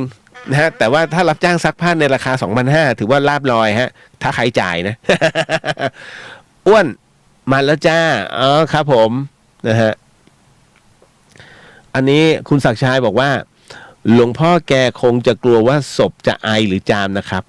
บ้าไม่หรอก นะฮะ โอเคมาคนต่อมาที่ถามนะฮะตั้มน้องตั้มนะฮะตั้มบอกว่าเมื่อวานเนี่ยผมฟังพี่เรียวพูดถึงคนที่กลับมาเกิดเป็นวัวมันเป็นไปได้หรือครับที่เราจะเกิดไปเป็นแบบนั้นทำไมผลกรรมมันจึงส่งผลให้ไปเกิดในอีกเผ่าพันธุ์ได้ครับน้องถามมีที่มาที่ไปนะฮะน้องตามโอเคเราพูดถึงในเรื่องของการกลับชาติมาเกิดนะฮะทุกอย่างมันคือสัญญานิวาสานุสติต้องบอกว่าในเรื่องของการกลับชาติมาเกิดนะฮะโดยเฉพาะเรื่องราวของแม่เขียวนั้นเป็นเรื่องของการติดหนี้นะฮะ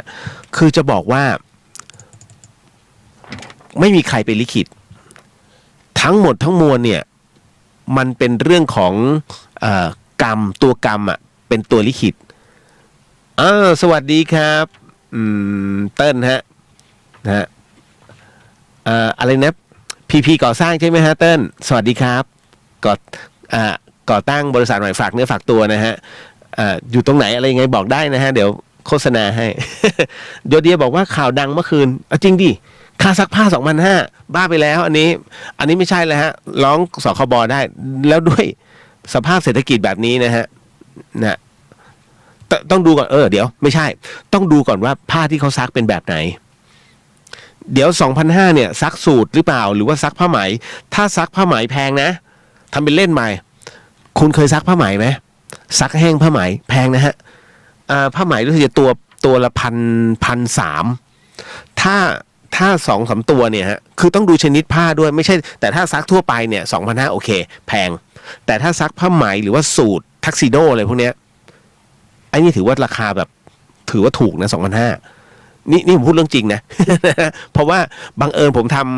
ำอย่างที่ผมบอกเมื่อก่อนเนี่ยทำเบื้องหลังศิลปินแล้วคราวนี้ฝ่ายคอสตูมเนี่ย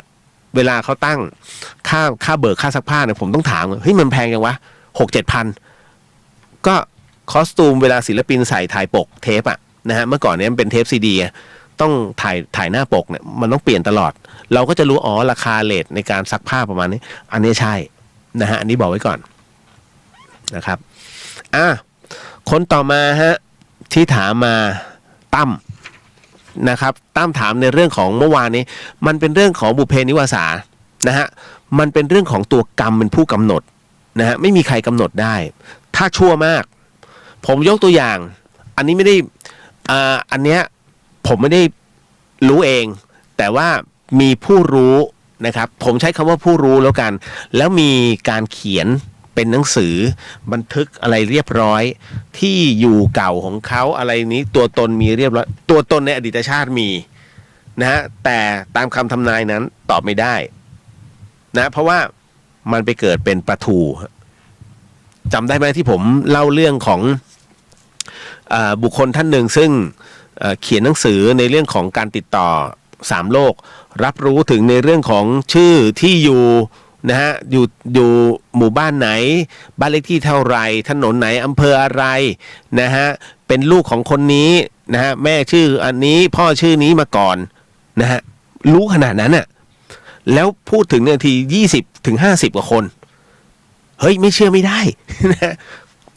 ให้คุณหลับตาเนี่ยคุณรู้จักชื่อพ่อชื่อแม่เพื่อนบ้านเลขที่เพื่อนเนี่ยเต็มที่กี่คนแต่คนเนี้ย20 คนไม่มีผิดเพี้ยนแล้วถูกพิสูจน์มาแล้วว่าเขาเรียกว่ามีนิมิตเป็นทิพย์นะฮะครูบาอาจารย์พิสูจน์มาแล้วเอาไปกักตัวแล้วก็บอกฝันใช่ไหมฝันอะไรบอกมาชื่อมาบอกที่อยู่มาแล้วให้ลูกศิษย์ลูกหาไปสืบค้นมีทุกชื่อเลยบ้านเขามีทุกชื่อทั้งที่ตัวเขาไม่มีมือถือนะฮะไม่มีคอมพิวเตอร์ในกุฏิที่ท่านเอาไปกักไม่มีเลยฮะคิดดูเจ๋งไม่เจ๋งเพราะฉะนั้นเนี่ยเขาถึงได้บอกว่าบุพกรรมของไอ้คนที่คือเขาเขียนเอาไว้ว่าไอ้คนที่ไปเกิดเป็นปลาทู5ตัวเนี่ยนะเพราะว่าในสมัยก่อนนั้นเป็นในขณะที่เขากำลังสร้างบูรณะนะก่อสร้างกำแพงวัดอยู่นะปรากฏว่าไอ้เนี่ยเป็นสลาแล้วเมาก็กินเหล้ากันในขณะที่เขาทำงานกันนี่เสร็จปุ๊บนะที่คนงานเขาเดินมากำลังก่อกันอยู่มันก็เอาอิฐเนี่ยโยนใส่หัวเล่นๆป๊อกแป๊กป๊อกแป๊กก่อกวนเขาไงนะฮะบุพกรรมนี้เองฮะนะบุพกรรมนี้เองครับที่ทำให้ต้องได้รับกรรมแบบนี้ไปเกิดเป็นปลาทูไอ้วงที่กินเหล้ากัน5 คนไปเกิดเป็นปลาทู5 ตัวนะฮะก็ชดใช้กรรมกันไปมีฮะมันเป็นเรื่องคือมันเป็นเรื่องที่พูดยากนะ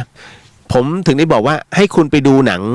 ไปดูไม่ใช่ไปดูเปิด YouTube ดูเรื่องหมาตัวหนึ่งที่ชื่อว่าหูตั้งคุณเซิร์ชเลยเนี่ยตอนนี้ก็ได้ถ้าไม่เชื่อไปเซิร์ชเรื่องหูตั้ง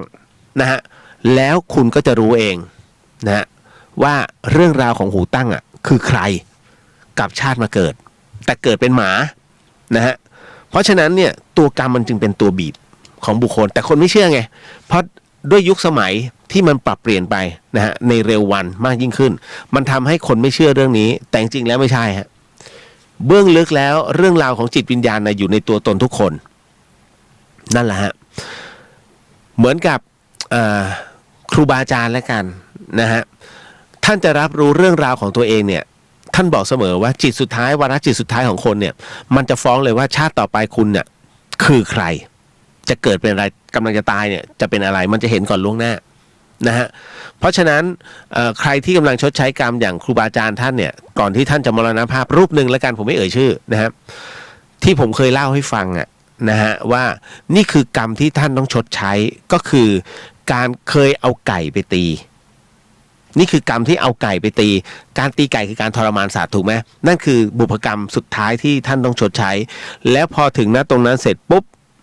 นะฮะอาการกำเริบปุ๊บท่านมรณภาพทันทีนั่นคือสิ้นสุดของบ่วงกรรมของท่านนะตรงนั้นนี่ฮะเยอะแยะมากกับเรื่องราวแบบนี้แต่การเกิดต่างสปีชีส์กันเนี่ยผมถึงต้องบอกว่าอย่างไอ้ดำจำได้ไหมที่ผมเล่าหมาตัวหนึ่งนะฮะที่มันมาฟังทำวัดเช้าทำวัดเย็นสุดท้ายแล้วเนี่ยนะมันตายนะฮะมันตายเพราะถูกกระทำเพราะมันหมดกรรมนะฮะชาติต่อไปคาดว่าจะเป็นคนเชกเช่นเดียวกับ บุรุษนิรนามที่มา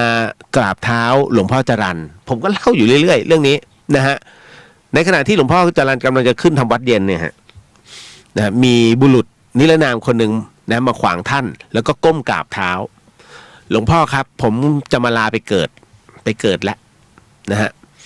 หลวงพ่อก็งงอ้าวแล้วเราเป็นใครผมก็คือหมาที่หลวงพ่อเคยเมตตาให้ข้าวที่วิ่งอยู่หน้าวัด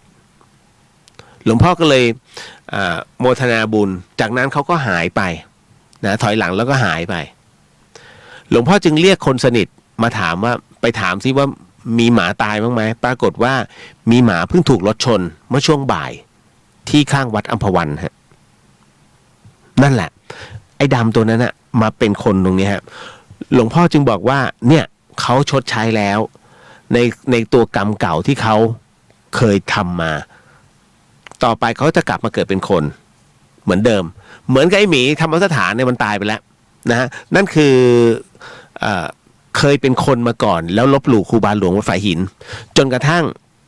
มันตายพอมันตายเสร็จปุ๊บเนี่ยก็ถูกทำนายว่าก่อนที่มันไม่ใช่จริงๆครูบาอาจารย์เนี่ยได้พูดก่อนว่าอันเนี้ยเขามาชดใช้กรรมแต่หลังจากนี้ไปเขาจะกลับมาเป็นคนเหมือนเดิมนะตอนนี้ผมก็ว่าไอ้หมีเกิดแล้วแต่ผมไม่รู้หรอกเกิดเป็นลูกใครแต่ท้ายที่สุดแล้วมันจะต้องมาวนเวียนอยู่ที่ธรรมสถานกับวัดฝายหินเพราะว่าจิตมันวนเวียนคนทุกคนนะฮะมันไม่ได้มาเจอกันเพราะว่าเรามาเจอกันแต่มันเป็นเรื่องราวของพรหมลิขิตมันเป็นเรื่องราวที่ถูกกำหนดมาว่าณวันนี้เราต้องมาเจอกันเหมือนที่น้องๆฟังพี่เลียวเนี่ยมันมีเหตุต้องโดนบันดาลมาฟังซึ่งกันและกันแล้วก็ต้องมาเจอซึ่งกันและกันเมื่อถึงเวลานั่นแหละฮะพรหมลิขิตอ่ะโอเคนะตามนะครับเป็นเรื่องของกรรมนะฮะตอบได้คำถามหินมากๆโยเดียบอกว่าสาวขอผู้สายเปอ๋อนะค่าซักผ้า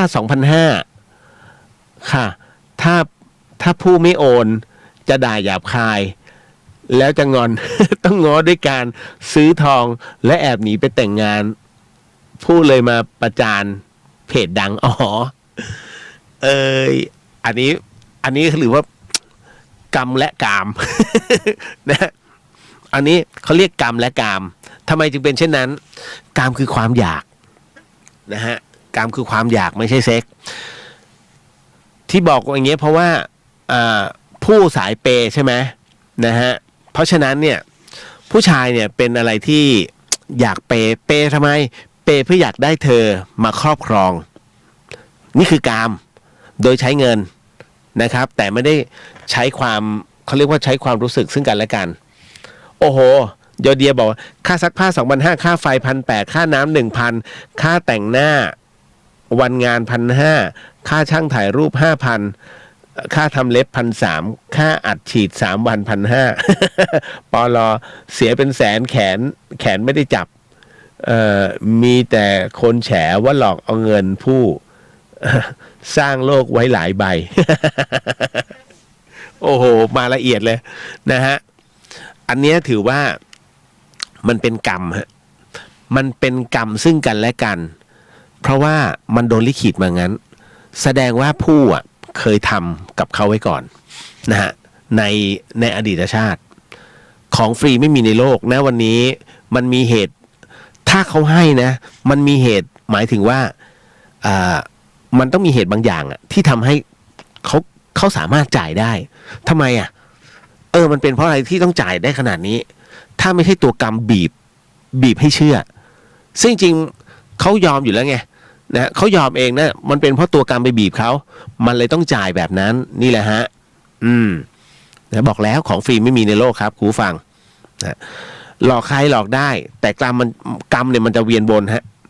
พออันนี้หลอกนี้เสร็จปุ๊บนะเมื่อมีโอกาสปุ๊บถูกหลอกกลับจริงมันจะเป็นงี้ฮะไม่มีที่สิ้นสุดพระพุทธองค์จึงบอกไงครับว่าจงอย่าจองเวรซึ่งกันและกันนั่นนะฮะจำได้ไหมเวลาแผ่เมตตาอย่ามีเวรซึ่งกันและกันเลยไอ้อย่างเงี้ยถ้าลองเป็นงี้นะมันจะมีการแก้แค้นเกิดขึ้นทันทีนี่แหละเอาละทั้งหมดคือวัฏจักรครับนะฮะต่อมา นะฮะน้องกันพี่เรียวคะในช่วงเนี้ยเราจะทำยังไงไม่ให้กลัวกับเรื่องโควิดคะยิ่งยาวนานยิ่งเครียดแถมเดินทางไปไหนเนี่ยไม่ได้เลยก็จริงๆฮะทำตัวให้สนุกสนานจ้ะน้องนะฮะแต่อยู่ในขอบเขตของที่สาธารณสุขได้ประกาศเอาไว้นะฮะอยู่ให้ห่างกันนะฮะรักษาระยะห่างถ้าจำเป็นจะต้องซื้อของคุณมีอาวุธไปหน่อยก็ดีอะไรคืออาวุธฮะแอลกอฮอล์เจลหน้ากากอนามัยเสื้อแขนยาวนะใส่ถุงมือได้ถ้าไม่เวอร์เกินไปใส่เถอะนะฮะไม่มีใครว่าติดขึ้นมาไม่คุ้มนะฮะเพราะมันมาทางแบงค์ได้ฮะผมเนี่ยเชื่อไหมเวลาไม่ได้เวอร์นะทุกวันนี้พอรับทอนปุ๊บเนี่ยผมฉีดแอลกอฮอล์เลยฟึดเฮ้ยเรื่องจริงนะฮะผมมีแอลกอฮอล์พกติดตัวไว้2 ขวด 75% จ้าไม่ใช่ 70% 70% พี่เดียวเอาไว้ล้างแผล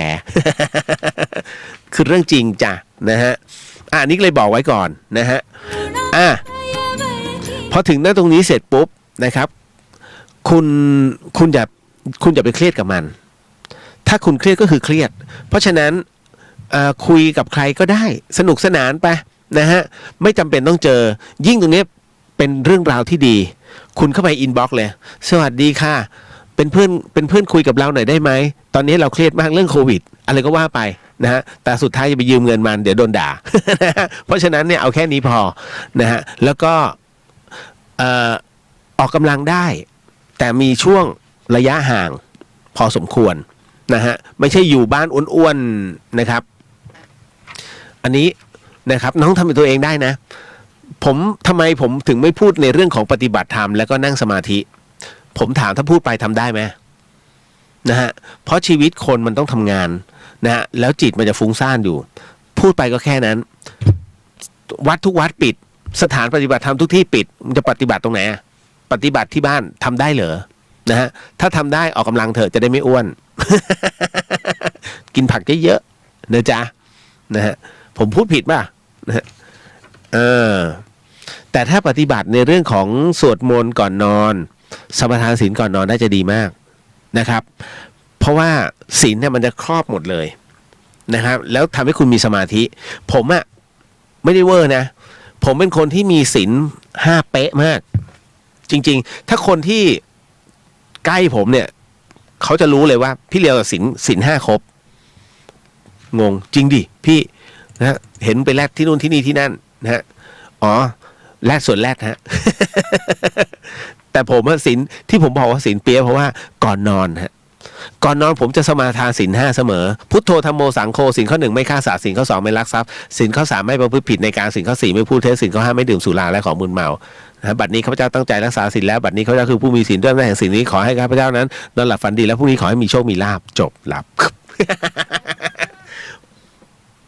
ก็เพราะว่าตอนที่เราหลับอ่ะเราไม่ทำผิดศีลฮะคุณผู้ฟังเหตุเดียวเลยที่คุณจะรักษาศีลได้นะจ๊ะเทคนิคฮะบอกแล้วจบข่าวแล้วผมไม่ได้แบบมาแบบท่องโอเวอร์ไม่ผมท่องในใจหลับตาแล้วก็พุทโธธัมโมสังโฆเราไหว้พระเราไหว้ที่ใจมือไม่ต้องประกอบฮะนะฮะคนแขนด้วนเขาทำไงจะไหว้พระใจเขาไหว้แล้วผมก็ใช้วิธีนั้นแหละฮะนะฮะก็เป็นมรณานุสติหมายถึงว่านอนนิ่งๆแข็งๆแต่จิตเนี่ยพนมมืออยู่แล้วแค่นั้นแหละฮะหมดอ๋อยังโอ้ยผมนึกว่าหมดแล้วเนี่ยอีกหนึ่งกำลังจะเข้าเรื่องหลอนเลยน้องจ๋อมนะฮะหนูสงสัยว่าความจริงกับความเท็จอันไหนมีผลกับความรู้สึกคนมากกว่าแล้วระหว่างความดีอะไรนะแล้วระหว่างคนทำความดีแต่ชีวิตก็ไม่ได้ดีขึ้นผิดกับคนทำความชั่วมีแต่ความรุ่งโรจน์แบบฉุดไม่อยู่ทำไมจึงเป็นเช่นนั้นเดี๋ยวนะผมงงเดี๋ยวหนูสงสัยว่าความจริงกับความเท็จอันไหนมีผลกับความรู้สึกคนมากกว่ากันเอาทีละชุดนะความจริงกับความเท็จอันไหนมีผลกับความรู้สึกมากกว่ากันความเท็จฮะนะฮะอย่างพรุ่งนี้วันตอแหลแห่งชาตินะฮะ ทำไมจึงเป็นเช่นนั้นผมไม่รู้ว่ามันไม่ใช่วัฒนธรรมของไทยนะฮะการโกหกเนี่ยวันโกหกแห่งชาติแล้วเขาบอกแล้วนะถ้าพรุ่งนี้เนี่ยอย่างเนี่ยมันข้ามคืนแล้วถ้าโกหกเรื่องเกี่ยวกับโควิดติดคุกนะฮะอันนี้บอกไว้ก่อนนะบอกต่อๆกันไปนะฮะอันตรายมากวันโกหกแห่งชาติหรือว่าวันตอแหลโลกเนี่ยนะฮะห้ามพูดถึงโควิด-19 เด็ดขาดมันเป็นเรื่องละเอียดอ่อนถ้าคุณบอกพบแล้วยาป้องกันโควิดแจกฟรีที่โดนเลยนะฮะติดคุกเลยนะเขาห้ามเด็ดขาดเพราะมันเป็นเรื่องอ่อนไหวมากนะในสถานการณ์ที่อยู่ในพรกแบบนี้อันนี้บอกไว้ก่อนนะจ๊ะนะครับพูดเล่นๆกับเพื่อนๆได้แต่สำหรับผมนะผมบอกเลยว่าไม่นะฮะถ้าพรุ่งนี้เห็นพี่โพสต์ตอนนี้ผมท้องได้6 เดือนแล้วอะไรเงี้ยนะอันเนี้ยฮาคือตอนแหลโลกอย่างเงี้ยถ้าเราเอาแค่รอยยิ้มอย่างเงี้ยได้แต่ถ้าแบบมันคือความจริงนะผมกำลังท้องเฮ้ยไม่ใช่โกหกแหละนะแล้วจะทำเพื่ออะไรล่ะผมจะเป็นคนที่ฮาอยู่แล้วแต่ว่าอันเนี้ยไม่เอานะจริงๆไอ้วันแบบเนี้ยไม่ควรจะมีเพราะมันเป็นวันของเด็กเลี้ยงแกะสมมุติเนี่ยมันเป็นเรื่องจริงขึ้นมาเนี่ยคนจะไม่เชื่อมันโกหกเพราะวันนี้มันเป็นวันโกหกแห่งโลกไม่ใช่นะฮะไม่ควรทำฮะเดี๋ยวฝรั่งเนี่ยคือวัฒนธรรมฝรั่งซึ่งเราเริ่มรับมาแล้วนะครับอย่าไปทำนะตรงนี้บอกความจริงกับความเท็จอันไหนมีผลกับความรู้สึกคนมากกว่าความเท็จฮะน้องผมพูดเสมอฮะคุณไปคบกับเพื่อนๆเนี่ยด่า1 คำจำเป็นปีแต่ว่าลอ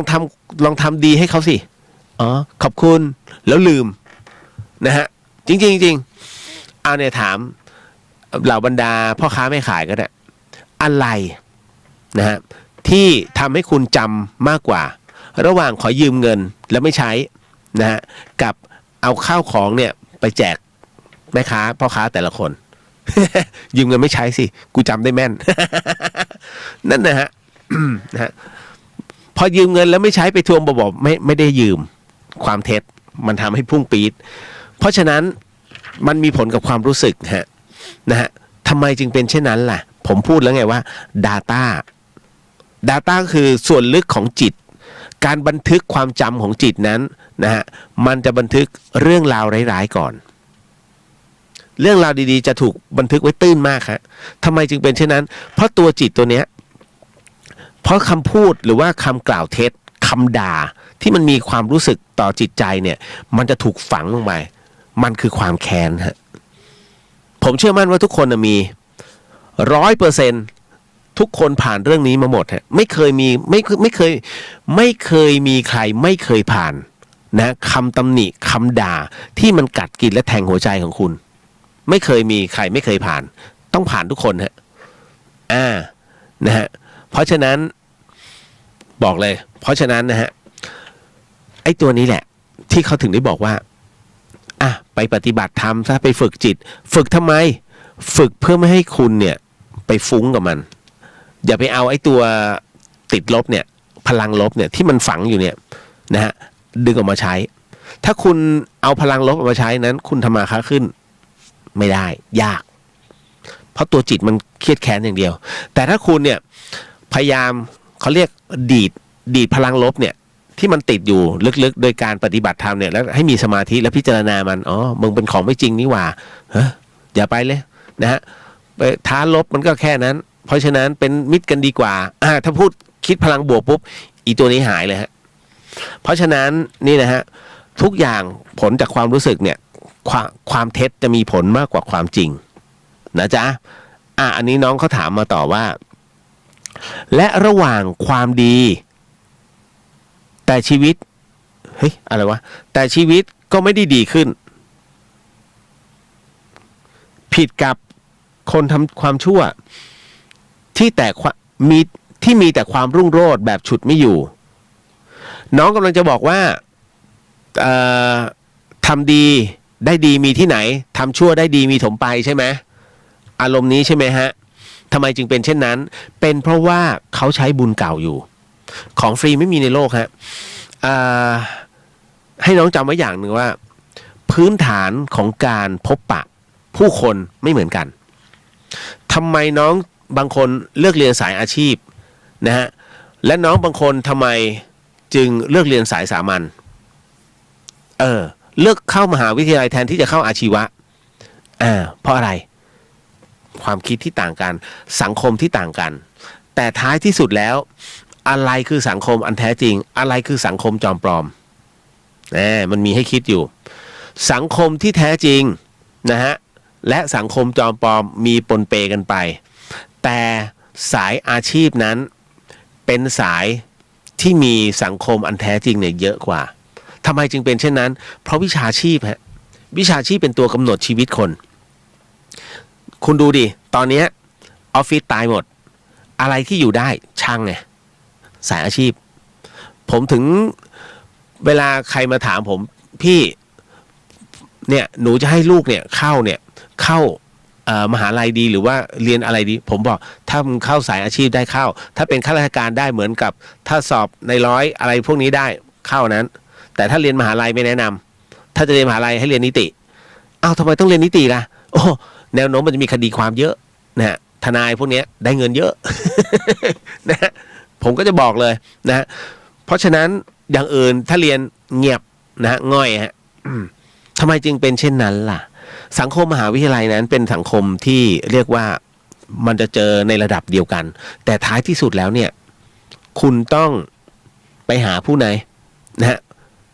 จบปุ๊บต้องไปสมัครงานแล้วใครล่ะครับเป็นเจ้าของงานอาจจะเป็นสายช่างก็ได้คุณจะไปเข้าชอกันช่างใครล่ะถ้าหัวหน้างานคุณหรือว่าเจ้าของไม่ใช่ช่างมาก่อนถูกไหมเขาสายอาชีพไงนะฮะคุณจะไปทำอะไรล่ะบริษัทไฟแนนซ์ต้องเรียนการบัญชีนะฮะปวสปวชสายอาชีพไงนะผู้ตรวจสอบบัญชีสายไหนอาจจะต้องมาเรียนบัญชีเพิ่มเติมถูกไหมมาสอบเข้าผู้ตรวจสอบอีกทีนึงนะฮะเพราะฉะนั้นก็ยังอยู่ตรงนี้แต่มันยังคาบกึ่งไงระหว่างอาชีพกับสามัญเพราะมันอยู่บัญชีอยู่สายบริหารถูกปะนั่นแหละคือทั้งหมดทั้งมวลเนี่ยเปอร์เซ็นต์สายอาชีพมันจะเยอะกว่านะผมถึงได้บอกว่าถ้าเรียนเป็นเจ้าคนนายคน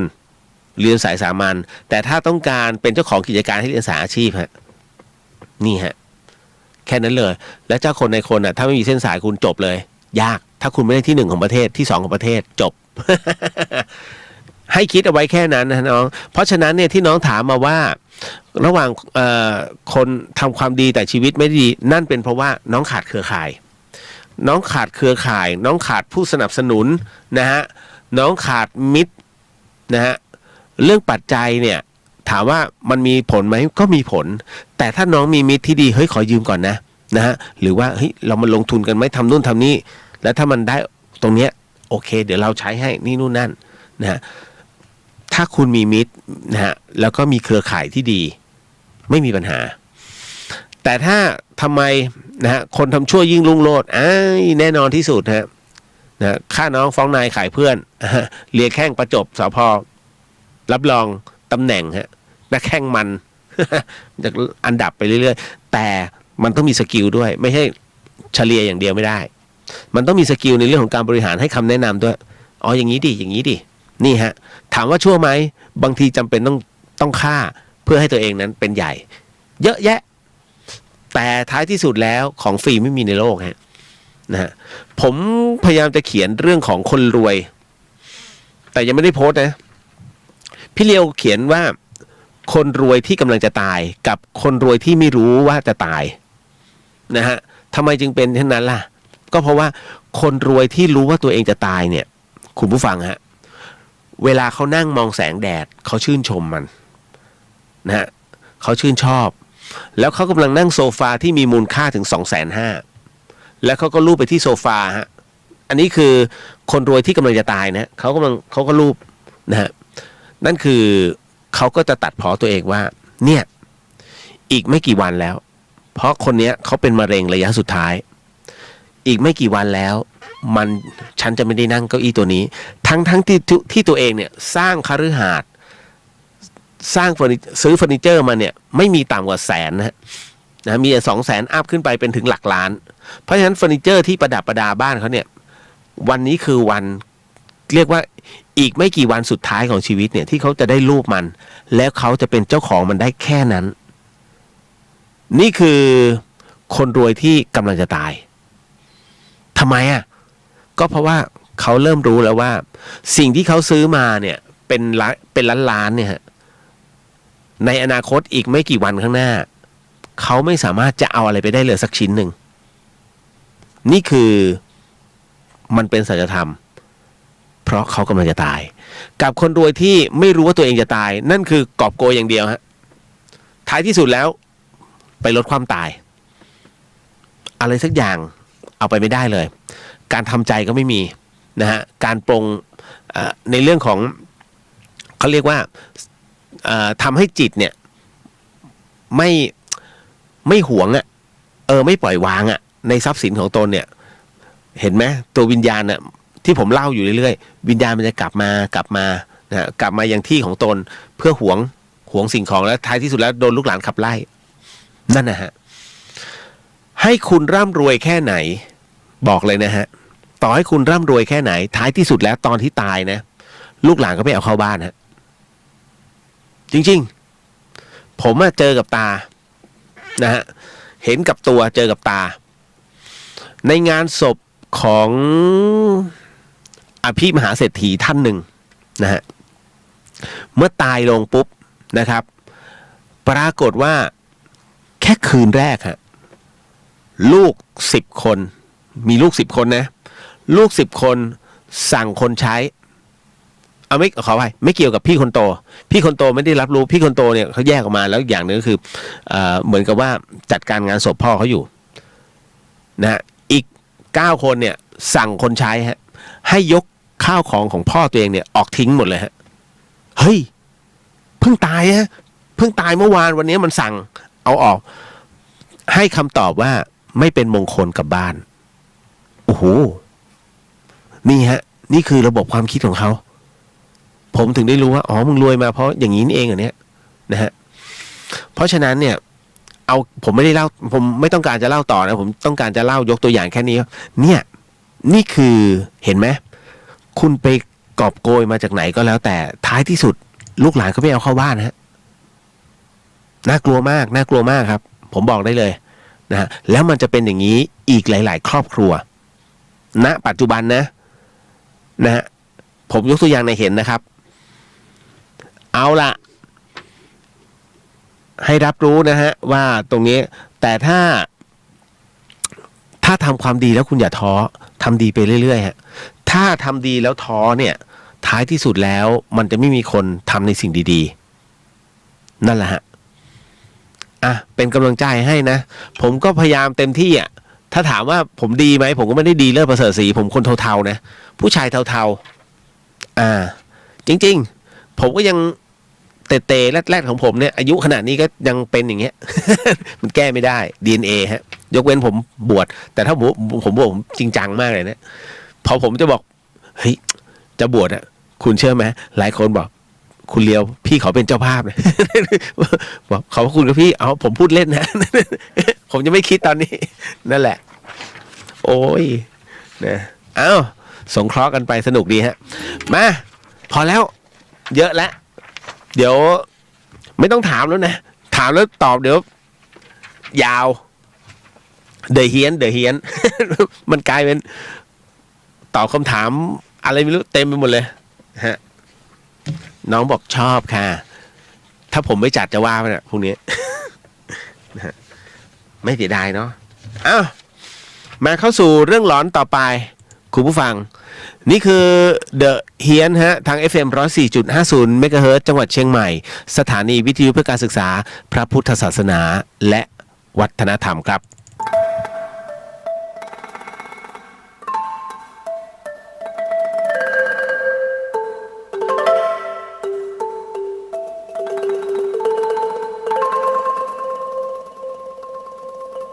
รายการนี้ไม่เหมาะกับเด็กอายุต่ำกว่า15 ปี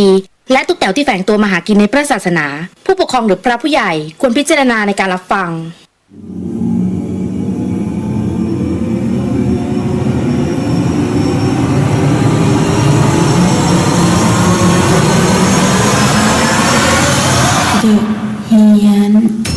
เข้าสู่ในช่วงของเดอะเฮียนนะฮะกับเฮียนสยอง2เรื่องในค่ำคืนนี้ฮะคุณผู้ฟังครับก็เป็นประจำนะฮะกับเรื่องราวแบบนี้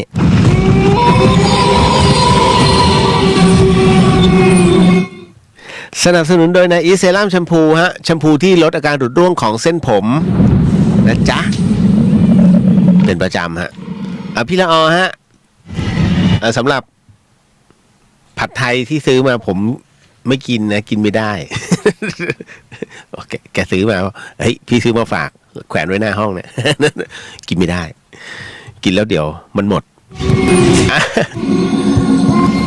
เรื่องที่ผมกำลังจะเล่าต่อไปนี้อย่าเชื่อนะฮะคุณผู้ฟังหูไว้หูแล้วก็ใช้วิจารณญาณทุกครั้งในการรับฟังเรื่องราวประเภทนี้นะครับข้อสำคัญให้คุณได้ฟังเป็นนิยายนะฮะถ้าสมมุติว่าสัญญาณมันไม่ค่อยดีนะอินเทอร์เน็ตคุณเข้ามาใน YouTube ก็ได้นะเข้าไปที่วัดไฟหินเชียงใหม่นะครับกดติดตามก็ได้สับตะไคร้ไปก็ได้อะไรก็แล้วแต่ของวัดได้ประโยชน์ผมไม่ได้นะ คุณผู้ฟังครับเรื่องที่ผมกำลังจะเล่าต่อไปนี้ส่งมาโดยพี่ยูครับพี่ยูต้องใช้คำว่าพี่เลยนะฮะเดี๋ยวน้องก็จะรู้ว่าทำไมผมจึงต้องเรียกว่าพี่ฮะ นะแล้วเรื่องนี้พี่ยูส่งมาเป็นเรื่องราวที่เกิดขึ้นที่ห้อง206ครับและเรื่องราวที่ผมกำลังจะถ่ายทอดให้กับคุณผู้ฟังนั้นพี่ยูเล่าว่า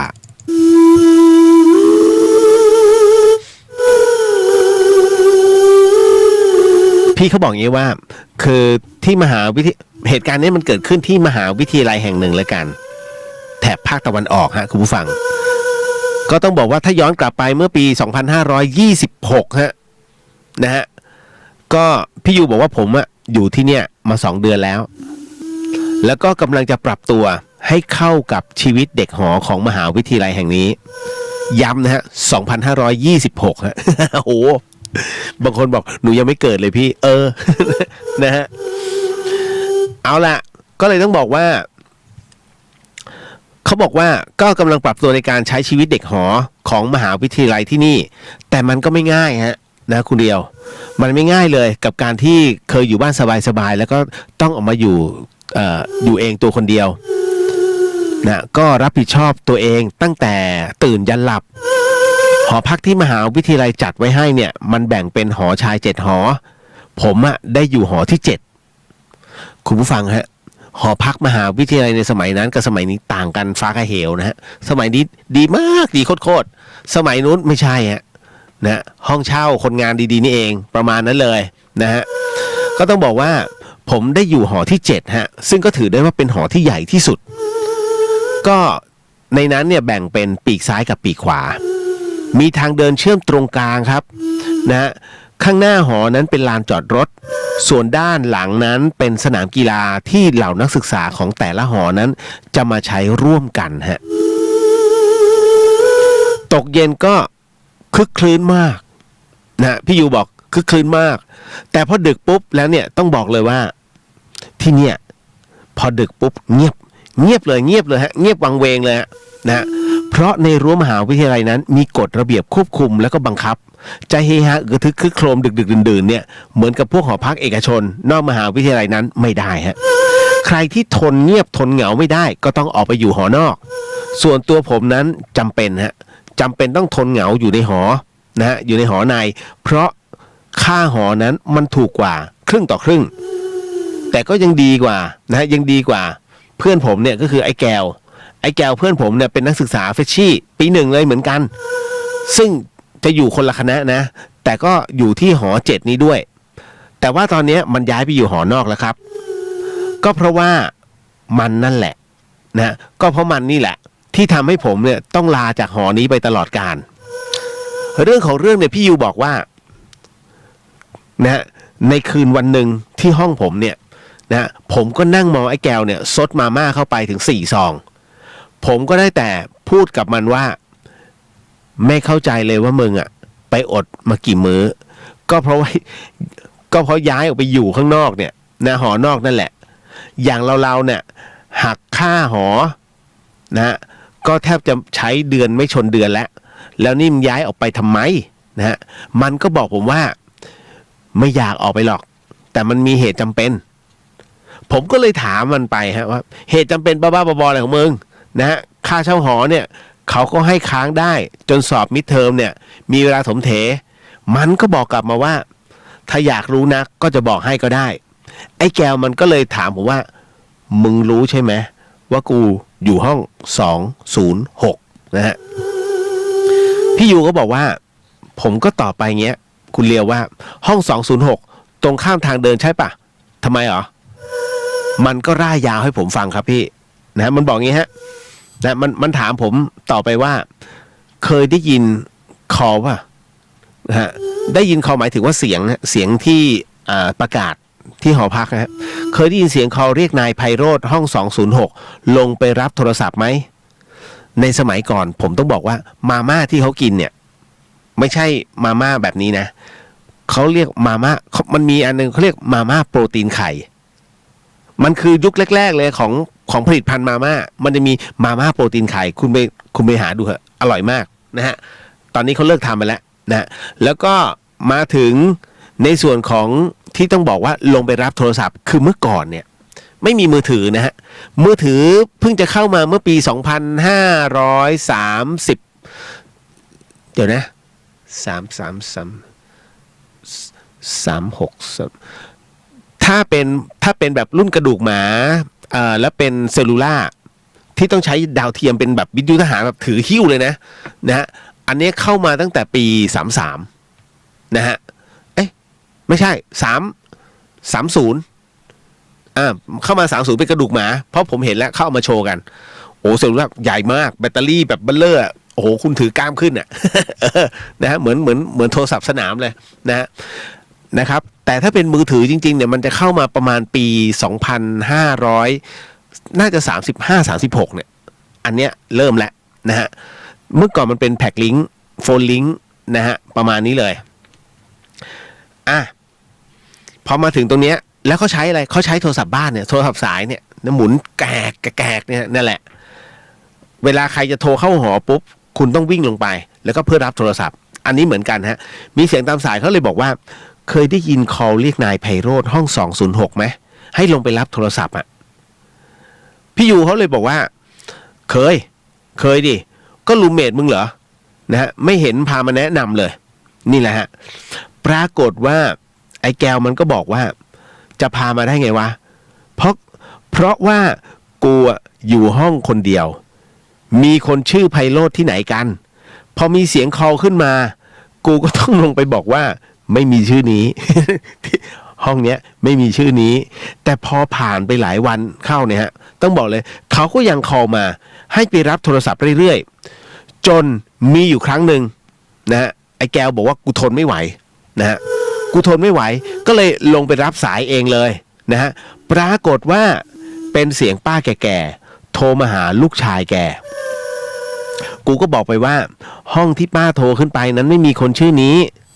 แต่แกไม่เชื่อหาว่ากีดกันไม่ให้พบกับลูกชายแกก็เลยมีปากมีเสียงกันนะฮะแต่มันไม่ใช่แค่นั้นคือป้าแกเนี่ยจะโทรมาแค่วันศุกร์ตอน3 ทุ่มเท่านั้นฮะคุณผู้ฟังนะฮะวันอื่นเวลาอื่นแกไม่เคยโทรเลยหลังจากวันนั้นกูก็ไปถามเกี่ยวกับคนชื่อไพโรธนี่แหละแต่นักศึกษาปีนี้นะไม่มีใครชื่อไพโรธเลยจนหนักเข้ามันต้องไปค้นที่สำนักทะเบียนประมวลผลสรุปว่าไพโรธเป็นนักศึกษาปี1เมื่อปีก่อนนะฮะแล้วพ้นสภาพนักศึกษาไปแล้วเพราะไพโรธน่ะตายไปแล้วฮะคุณผู้ฟังฟังถึงตรงนี้ผมเริ่มหนาวๆร้อนๆเย็นๆขึ้นมาเฉยๆครับนะฮะคุณเลียวเพราะท่าทีการเล่าของไอ้แก้วนั้นมันดูซีเรียสมาก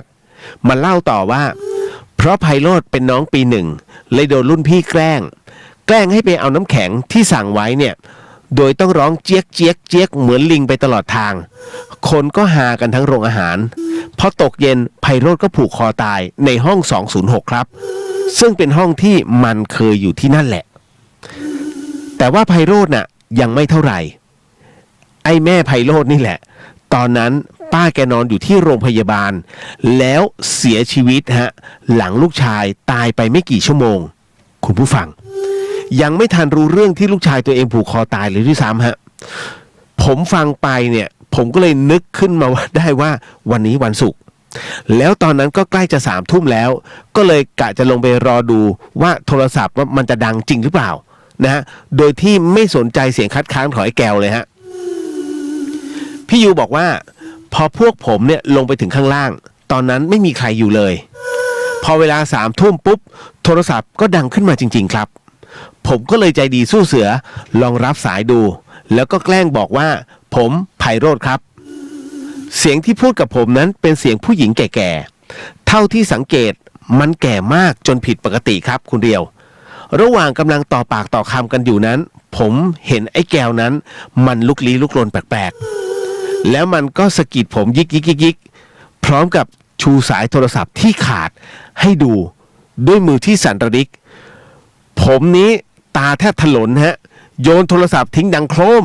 แล้วก็แหกปากร้องก้องหอพักเลยฮะ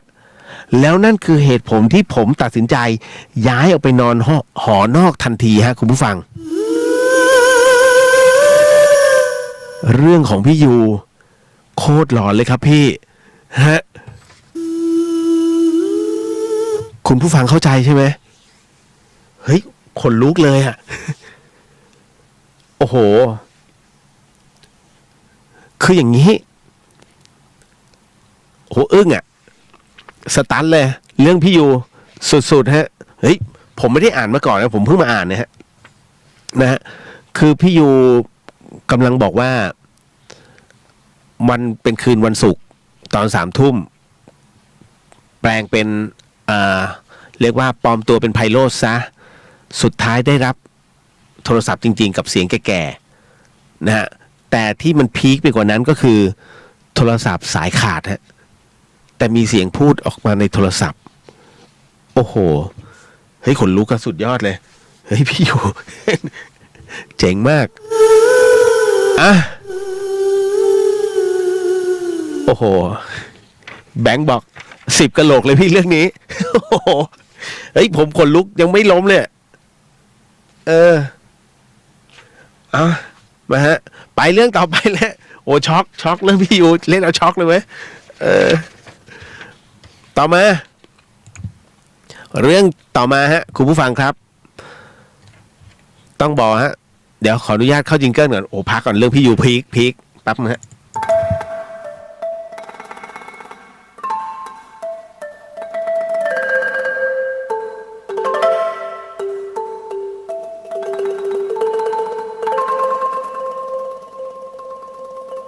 รายการนี้ไม่เหมาะกับเด็กอายุต่ำกว่า15 ปีและตุ๊กแต๋วที่แฝงตัวมาหากินในพระศาสนาผู้ปกครองหรือพระผู้ใหญ่ควรพิจารณาในการรับฟัง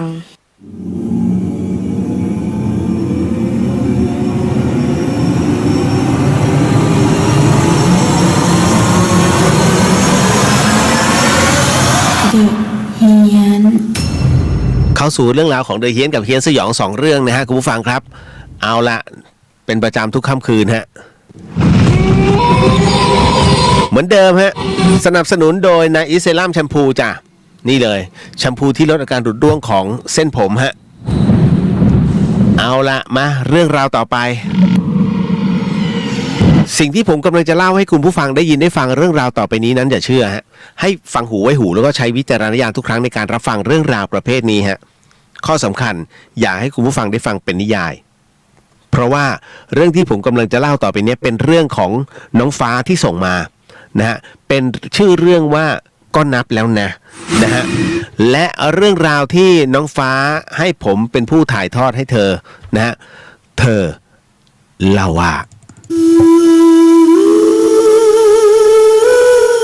น้องเขาบอกอย่างนี้ครับว่าฟ้าขอเล่าประสบการณ์สมัยตอนเป็นฟิชชี่นะพี่เลียวนะของมหาวิทยาลัยแห่งหนึ่งแล้วกันนะฮะต้องบอกก่อนเลยว่าคือฟ้าเนี่ยเป็นคนที่มีสัมผัสที่6นะพี่เลียวจะเห็นหรือรู้สึกเป็นครั้งคราวเท่านั้นนะอันนี้เข้าใจผมเข้าใจนะฮะเรื่องมันมีอยู่อย่างนี้ฮะเรื่องมันมีอยู่ว่าวันนั้นฟ้ากับเพื่อนอีกคนนึงมีเรียนตอนเช้าที่ชั้น9ก็ต้องขึ้นลิฟต์ค่ะนะฮะแล้วระหว่างที่เดินทางนะเดินไปรอขึ้นลิฟต์กันนั้นเนี่ยฟ้าก็เห็นกลุ่มเด็กเฟรชชี่คณะบัญชีก็ยืนรอลิฟต์กันนะฮะยืนรอลิฟต์กันอยู่ก่อนหน้าฟ้า4 คนเป็นผู้หญิงทั้งหมดซึ่งทุกคนเนี่ยรวบผมหางม้าแต่มีคนหนึ่งในกลุ่มนั้นเนี่ยเป็นผมหยิกนะดัดแบบเส้นมาม่าเลยนะฮะตอนนั้นเนี่ยฟ้าก็ยังนึกในใจเลยว่าอยากจะดัดผมแบบนี้บ้างจังนะฮะ ปรากฏว่าพอเข้าลิฟต์มาเนี่ยกลุ่มเด็กบัญชี4คนก็เดินเข้าไปแล้วก็ยืนเรียงหน้ากระดานอยู่ด้านในสุดเพื่อนฟ้ายืนอยู่ตรงที่กดลิฟต์นะฮะตรงที่กดชั้นของลิฟต์เนี่ยแล้วฟ้าก็ยืนอยู่หลังเพื่อนอีกทีหนึ่งเมื่อประตูลิฟต์ปิดปุ๊บลิฟต์ก็ขึ้นทันทีค่ะพี่เหลียวแล้วลิฟต์ก็ไปเปิดที่ชั้น2ปรากฏว่าที่ชั้น2นั้นนะฮะที่ชั้น2เนี่ยมีรุ่นพี่เข้ามาอีก4คนค่ะเป็นผู้หญิง3ผู้ชาย1โดยพี่ผู้ชายยืนอยู่ตรงข้ามกับเพื่อนฟ้าแล้วกลุ่มของรุ่นพี่ทั้ง4คนนั้นก็ได้ออกจากลิฟต์ที่ชั้น3ซึ่งเป็นห้องสมุดค่ะพี่เหลียวจากนั้นลิฟต์ก็ขึ้นต่อไปเรื่อยๆในลิฟต์นั้นเงียบกริบไม่มีใครคุยอะไรกันเลยจนถึงชั้น7ปรากฏว่าเด็กบัญชี3คนก็รวบผมหางม้าก็ได้เดินออกไปเพื่อนฟ้ากำลังจะกดปิดประตูลิฟต์ตอนนั้นฟ้าก็สงสัยว่าอ้าวแล้วอีกคนไม่ไปกับเพื่อนเหรอพร้อมกับหันไปดูข้างหลังตัวเองเพราะมั่นใจว่าคนที่ผมหยิกนั้นน่ะยืนอยู่ข้างหลังฟ้าแต่ต้องอึ้งค่ะ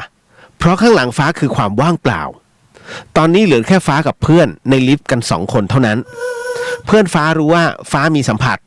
แล้วก็คงพอจะเดาได้ว่าไอ้สีหน้าของฟ้าเนี่ยฟ้าคงจะเจออะไรเข้าแล้วพอถึงชั้น9ออกมาจากลิฟต์ฟ้าก็รีบถามเหตุการณ์นะฮะฟ้าก็รีบถามเหตุการณ์แลกเปลี่ยนกับสิ่งที่เห็นรวมทั้งตำแหน่งยืนในลิฟต์กับเพื่อนฟ้าอย่างละเอียดสรุปได้ดังนี้ครับพี่เหลียว 1. เพื่อนฟ้าเนี่ยนับเด็กบัญชีได้แค่3คนเท่านั้นและไม่มีคนผมหยิกเลย 2. ในลิฟต์ไม่มีผู้ชายเข้ามาเลยแม้แต่คนเดียว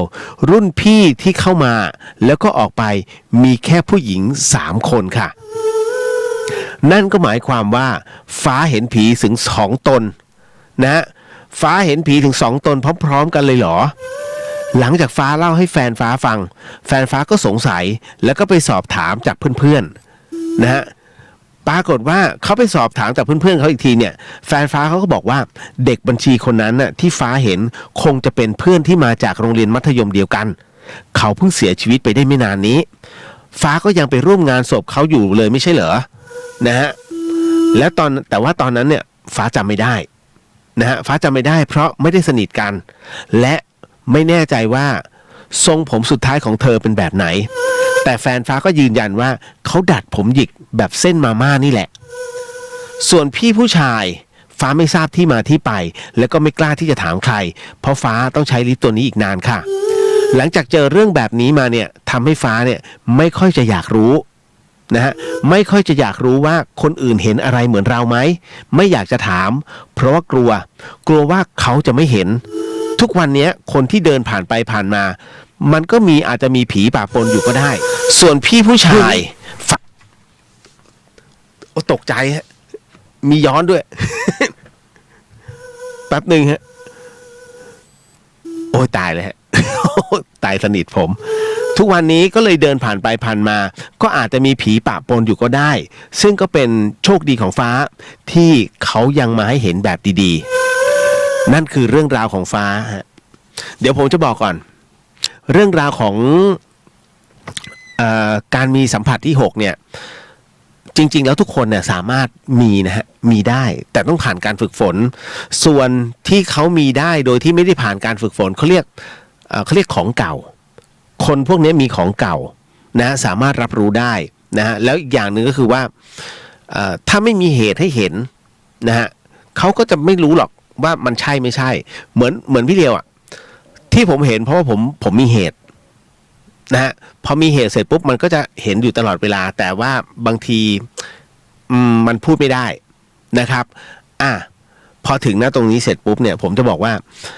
แล้วมันมีเหตุผลอะไรที่จำเป็นจะต้องเห็นหรือไม่เห็นมันมีหลายเหตุผลฮะถ้าคุณเห็นแต่ไม่ทักก็ไม่เป็นไรแต่ถ้าคุณเห็นแล้วทักเดือดร้อนฮะทำไมจึงต้องเดือดร้อนเพราะว่าการเห็นเนี่ยหมายถึงว่าอันที่1คุณเนี่ยคลื่นจูนติดกันแล้วจูนติดกันหมายถึงว่าถ้าผ่านอีกคนนี้ไปปุ๊บ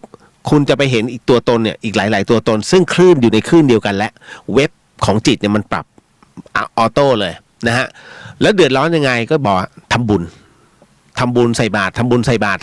ประมาณนี้ฮะเหมือนช่วงแรกๆที่ผมต้องตื่นขึ้นมาใส่บาตรนะตอนนั้นจัดถึงตี 3ไงแทบไม่ได้นอนนะเพราะว่าต้องขับรถออกไปกราบพระยอมเนี่ยเพื่อใส่บาตรนะซื้ออาหารใส่บาตรพระนะตอน 6 โมงตลอดเลยฮะตอนนั้นต้องมานอนเช้าไงแล้วผมตื่นวันที่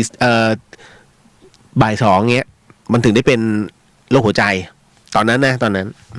ะนะฮะถึงนี้คือคนประเภทนี้มีแล้วเขาจะไม่คุยกันมากมายแค่รับรู้แล้วก็มาคุยกันกับผู้ที่อยู่ในกลุ่มเดียวกันแน่นอนฮะเวลาคุณได้ข่าวสารต่างๆเนี่ยในร้านทำผมใครคุยก็มีช่างกับผู้ที่มาทำผมในนั้นเขาเรียกกลุ่มเดียวกันเหมือนกันฮะเวลาใครก็ตามที่อยากจะถามรูปแบบอาการหรือว่าในคุยในเรื่องของจิตวิญญาณนั้นจะถามใครก็จะถามคนที่อยู่ในหมู่เดียวกันก็คือคนที่เคยมีสัมผัสนะฮะหรือว่าแล้วก็คือรับรู้แล้วก็สัมผัสได้มาคุยกันว่าเฮ้ยเห็นอย่างนี้จริงหรือเปล่าหรือว่าเป็นแบบนี้หรือว่าฉันคิดไปเองเราก็จะค่อยมาปรับจูนถ้าบอกว่าพี่อันเนี้ยหนูเห็นนะแต่มันเห็นไม่ชัดน่ะหนูไม่อยากเห็นจะมีวิธีไหนที่ไม่ให้เห็นเขาไหมอ่ะเราก็มาคุยกันนะฮะแต่ถ้าบอกว่าเห็นไม่ชัดแล้วหนูอยากเห็นเนี่ยพี่จะสามารถช่วยหนูได้ไหมก็ต้องมาคุยกันอีกฮะว่ามันคือผมไม่ได้เก่งนะเพียงแต่ว่าผมก็จะมีเครือข่ายก็คือน้องๆที่เป็นอยู่อย่างเงี้ยนะฮะเอามาคุยกันแล้วก็ให้คำปรึกษาซึ่งกันและกันนะครูบาอาจารย์ก็มีนะครับถ้าเป็นอย่างเงี้ยนะฮะมันก็จะเป็นกลุ่มๆถูกไหมฮะเพราะฉะนั้นถึงได้บอกว่าน้องพวกนี้ที่มีสัมผัสทั้งหลายเนี่ยเขาจะไม่คุยมากเพราะเขารู้ว่าคนหมู่มากไม่เชื่อปุ๊บเขาจะกลายเป็นตัวประหลาดพอเป็นตัวประหลาดเสร็จปุ๊บเอ็กซเรย์สมองนะฮะจะถูกคัดกรองออกไปจากหมู่เพื่อนฝูงเขาเรียกไอ้บ้า นะฮะแถวบ้านเรียกไอ้บ้าเพราะฉะนั้นเขาจึงไม่คุยแล้วก็มาปรึกษากับคนที่เขาเรียกว่ามันมีอะไรเหมือนกันแล้วมันก็จะได้รับคำตอบนี่ฮะนี่คือเมื่อรวมกลุ่มกันแต่ตอนนี้ทุกอย่างไม่มีการรวมกลุ่มนะจ๊ะนะฮะอยู่ให้ห่าง2 เมตรไม่ได้รังเกียจแต่กูไม่ชอบ ประมาณนี้น้องต้องบอกเขาตรงๆนะครับแล้วก็ถ้าใครมาบอกขอยืมเงินหน่อยครับบอกไปเลยอย่าเพิ่งมายืมเงินตอนนี้ไม่ใช่เวลากูก็ต้องใช้โควิดไง นะถูกต้องนะเพราะฉะนั้นเนี่ยณตอนนี้ผมบอกได้เลยฮะน้ำพึ่งเรือเสือพึ่งป่าอะไรก็ตามที่เราแบ่งปันกันได้ก็แบ่งปันนะฮะถ้าใครอยากจะคิดว่า1 วันวันพรุ่งนี้เราจะแจกอาหารให้สัก200 ชุดให้กับผู้ที่เขาไม่มีคุณตั้งเลยแล้วไปคือหาเครือข่ายแล้ววันนี้ของคนนี้วันพุธของคนนี้พฤหัสของคนนี้ตั้งตรงเนี้ยเป็นอันรู้กันเพราะฉะนั้นเนี่ยคนที่เขาไม่มีจริงเขาจะมารับตรงนี้ฮะแล้วก็เอาไปนะฮะทำไมถึงต้องให้ทำแบบนั้นนี่คือเป็นการทำบารมีคุณผู้ฟังเมื่อคุณรู้จักให้แล้วในเวลายามยากแบบนี้มันวันทวีคูณฮะนะฮะตัวบุญเนี่ยทวีคูณ เพราะว่ามันเป็นเรื่องที่ผู้คนขัดสนนะฮะยากไร้แต่มารับตรงนี้ผิดกับคนที่มีอยู่แล้วแต่เห็นแก่ตัวมาเอาของคนที่เขาไม่มีเนี่ยเพื่อแย่งเอาไปกินเองไอเนี่ยเขาเรียกซุดทวีคูณนะฮะมันจะผิดการของฟรีจึงไม่มีในโลกหมดเวลาแล้วคุณผู้ฟังครับไว้เจอกันใหม่เมื่อชาติต้องการนะฮะ น้องบอกอย่างร้อนเลยพี่นะฮะอะไรเนี่ยผมแช่งก่อนเลยพี่ผมกลัว เอาละนะฮะโอ้โหสินะฮะสาธุสิ่งหนึ่งสิ่งใดที่ผิดพลาดทั้งไปขอสิกรรมนะที่นี้ไม่ได้ตั้งใจหรือมีเจตนาพบกันใหม่วันพรุ่งนี้นะฮะกับเรื่องราวเดอะเฮียนแบบนี้แล้วก็อะไรก็ตามนะฮะในค่ำคืนนี้นะขอบุญนี้จงให้กับผู้ที่เกี่ยวข้องกับเรื่องราวหลอนๆที่ผมได้เล่าไปขอให้ได้รับอานิสงส์ผลบุญในค่ำคืนนี้ไปด้วยและแน่นอนที่สุดฮะก็ขอมอบอานิสงส์ผลบุญในค่ำคืนนี้ให้กับน้องๆที่ฟัง FM 104.5 คุณผู้ฟังทุกๆคนนะฮะฟัง 104.5 เมกะเฮิรตซ์วัดฝายหินเนี่ยรวมไปถึงในโลกออนไลน์ทั้ง YouTube แล้วก็Facebook ทั้งสองห้องเลยนะฮะก็ขอให้ได้รับอานิสงส์ผลบุญในค่ำคืนนี้ไปด้วยเช่นกัน